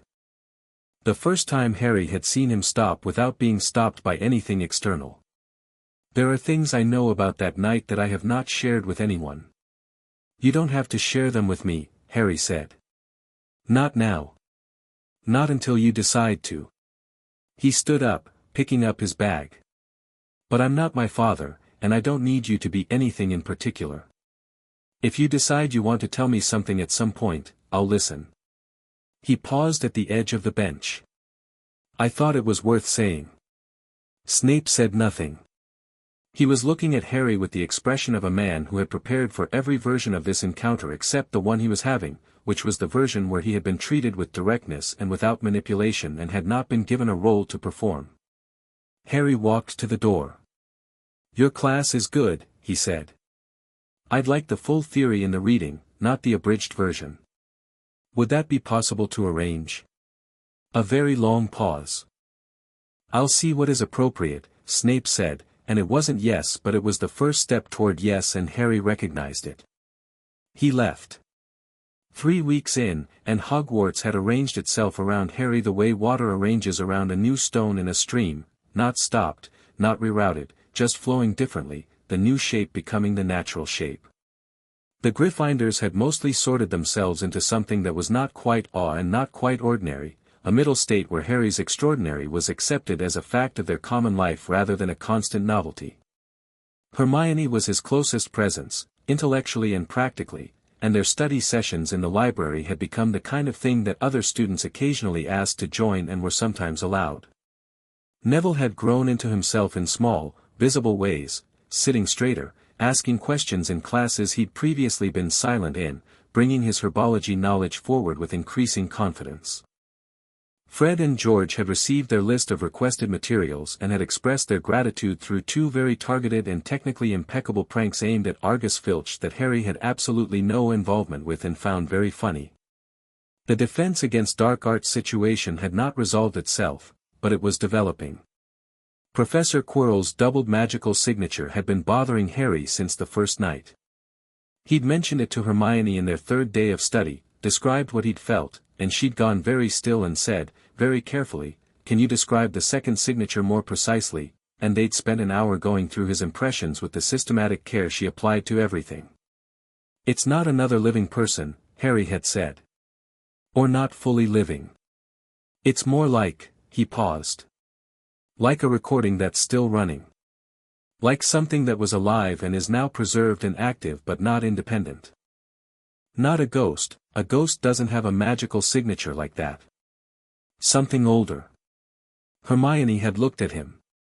"Do you think it's connected to Voldemort?" "I think it's possible," Harry said. "He lost his body. We know that. If some portion of him, some aspect of his magical existence, survived and found a host," he stopped. "It would explain the wrongness of the signature. 2 things in one place, and one of them is wrong." "What do we do?" she'd asked. "We watch," Harry said. "We learn what he's doing, what he's after. We don't confront him until we understand the situation." He'd looked at her. "And we tell people who need to know." "Not Dumbledore." "Not yet." "Who then?" "McGonagall," Harry said. "And I want to write to Ragnok. If Voldemort has been using someone as a host body, there are implications for magical law, specifically around consent and possession, which the Goblin statutes cover very specifically. We might need that framework later." Hermione had nodded and immediately begun writing notes. He loved that about her, that she treated the most alarming information as an organizational problem, that her response to things being wrong was to immediately begin building the structure to address them. Now, 3 weeks in, the situation with Quirrell had developed a new dimension, because something was being guarded. Harry had felt it in the first week, a directional sense of something in the building, something significant, somewhere below the main floors. The old magic in the castle was responsive to his presence in a way that made the building slightly legible to him, and what he could read in the castle's wards was a deliberate, recent concentration of security in the sub-basement, layered in from outside the school's existing enchantments, something placed by multiple hands. He hadn't gone to look. He'd made note of it and waited, because investigation without information was just wandering. The information came through Hermione, who had been systematically researching recent magical artifact transfers and found, buried in a Ministry Gazette from 2 months ago, a brief notice about the transfer of an unspecified object of considerable magical significance from Gringotts to an undisclosed secure location, following an attempted break-in at a high-security vault. "The break-in was the day of your Gringotts visit," she said, showing him the notice. "Same day. While the audit was happening upstairs." Harry looked at the notice. "Someone was in Gringotts that day," he said. "Trying to access something before the audit changed everything." "Before you were found," Hermione said. "Yes." He looked at her. "What vault was broken into?" She had, because she was Hermione, already looked this up. 713, she said. Which was emptied earlier the same day by a representative of Dumbledore.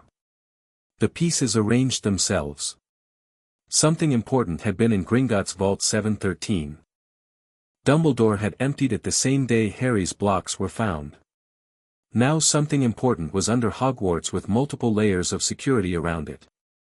And the man teaching defense against the dark arts had a second presence inside him that felt like the remnant of a very dark wizard. "He's looking for it," Harry said. "Whatever's down there." "And Dumbledore put it there knowing someone would come for it." "He put it there knowing you'd be at Hogwarts this year," Hermione said, and the way she said it was careful and precise, not an accusation, just the shape of the logic. "The timing isn't coincidental." Harry looked at the library ceiling. "He wants me to find it," he said slowly.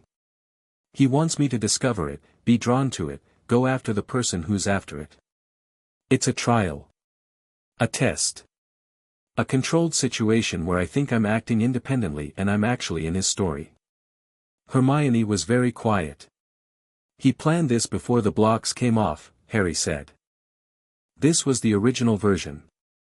The humble, unknowing boy who stumbles into a heroic confrontation and comes out of it shaped by Dumbledore's narrative. He paused. The blocks coming off didn't make him abandon the plan. It made him revise it, Hermione said. He thinks I'll still follow the logic. That I'll still go down there because the threat is real even if I'm no longer unknowing. Harry set down the Gazette. He's right that the threat is real. He's wrong about everything else. So what do we do? Hermione asked. Tell McGonagall, Harry said. All of it. Tonight. And then? And then we deal with it on our terms. McGonagall's office was warm and precise, full of the specific order of someone who used their space functionally rather than decoratively, everything placed for access rather than display, tartan in her upholstery because she liked it rather than as a statement. She listened to everything Harry and Hermione told her without interrupting and without changing her expression in any way that was not entirely controlled. When they finished she was quiet for a long moment. Then she said, "You are certain about the signature?" "Yes," Harry said. "And the object?" "Not certain about what it is," Harry said. "Certain that it's there and that someone in this building wants it."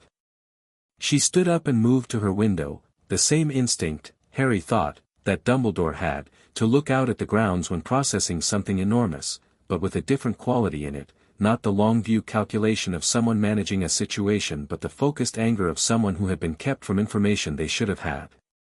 "The Philosopher's Stone," she said.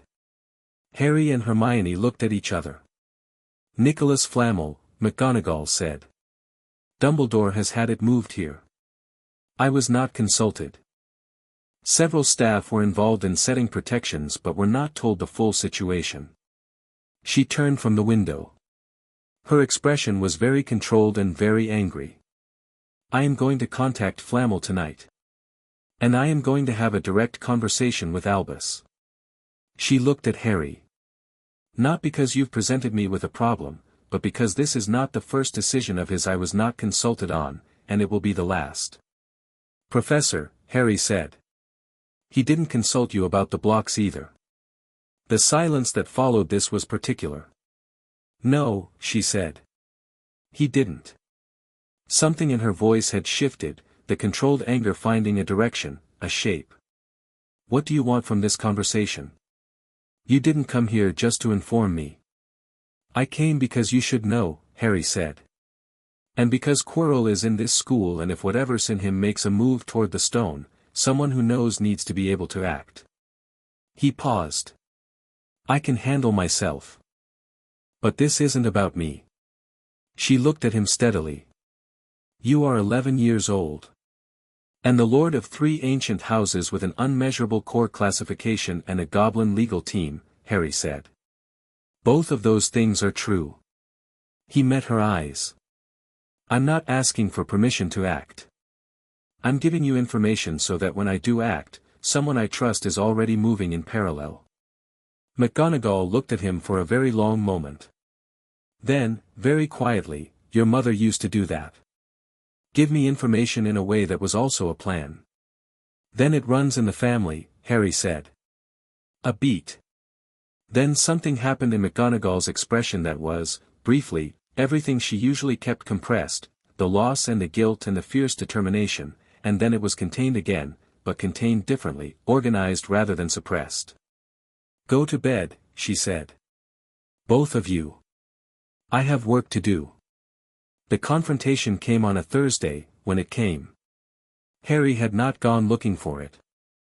He had been in the library until nearly curfew, working through the second-year charms theory that Flitwick had given him in their private session, and he had come back through a corridor on the 3rd floor that was not the most direct route but was quieter, and he had felt the wrongness before he heard anything, the doubled signature, moving, purposeful, in the direction of the forbidden corridor.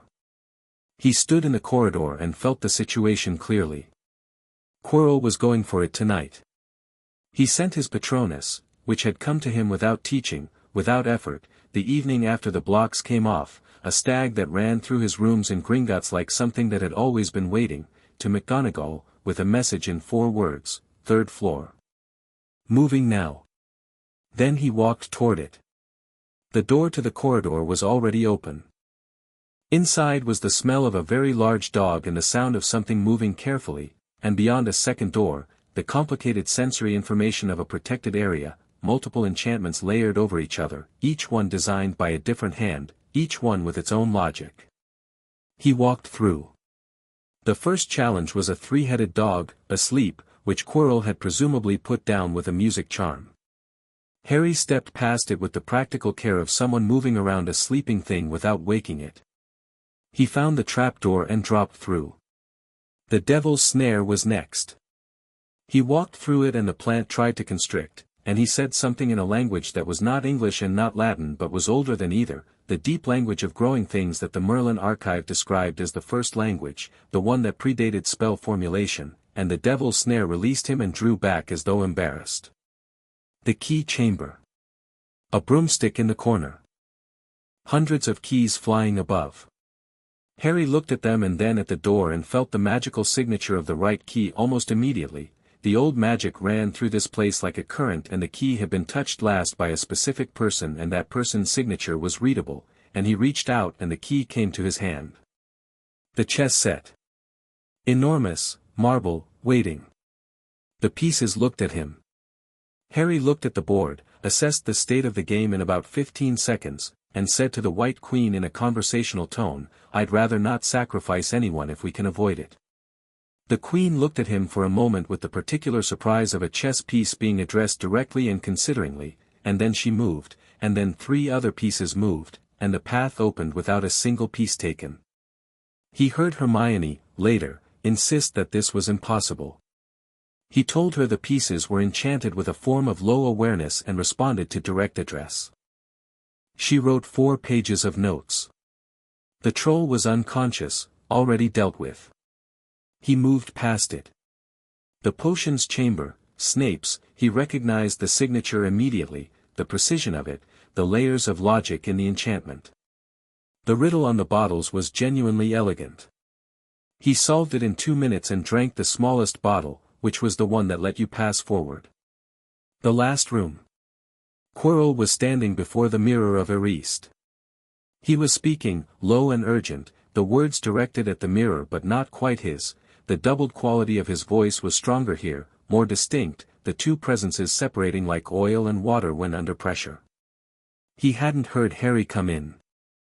Harry stood in the doorway and felt the full shape of the room, the mirror, which was ancient and clever and doing something specific with desire and reality that he understood without having studied it, the stone, which was inside the mirror by some mechanism, and Quirrell, who had something using him that was desperate and diminishing and had been diminishing since it lost its body and was diminishing further in the presence of Harry's magic, which was apparently doing what Harry's mother's magic had done on a far larger scale.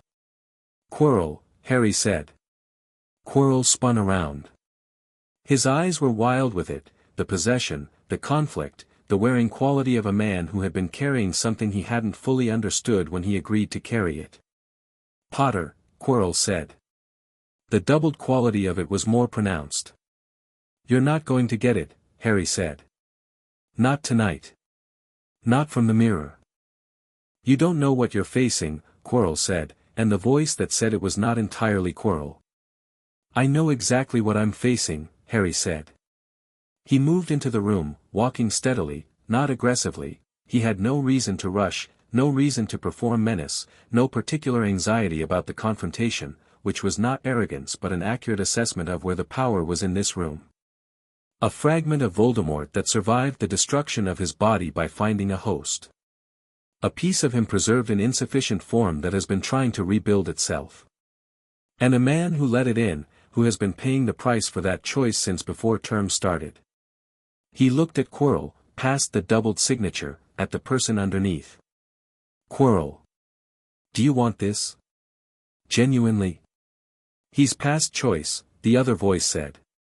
I'm asking him, Harry said, still looking at Quirrell's eyes. Something moved in Quirrell's face. Deep in, under the possession, the fraying edge of a person who had made a decision they regretted and had been living inside the consequences for too long. It was very small. But it was there. Let me help you, Harry said. The doubled presence moved, not Quirrell moving, but the thing inside him moving, a purposeful surge that drove Quirrell's body forward and reached for Harry's wrist. The contact lasted approximately 2 seconds. What happened in those 2 seconds was this: more actions Claude Sonnet 4.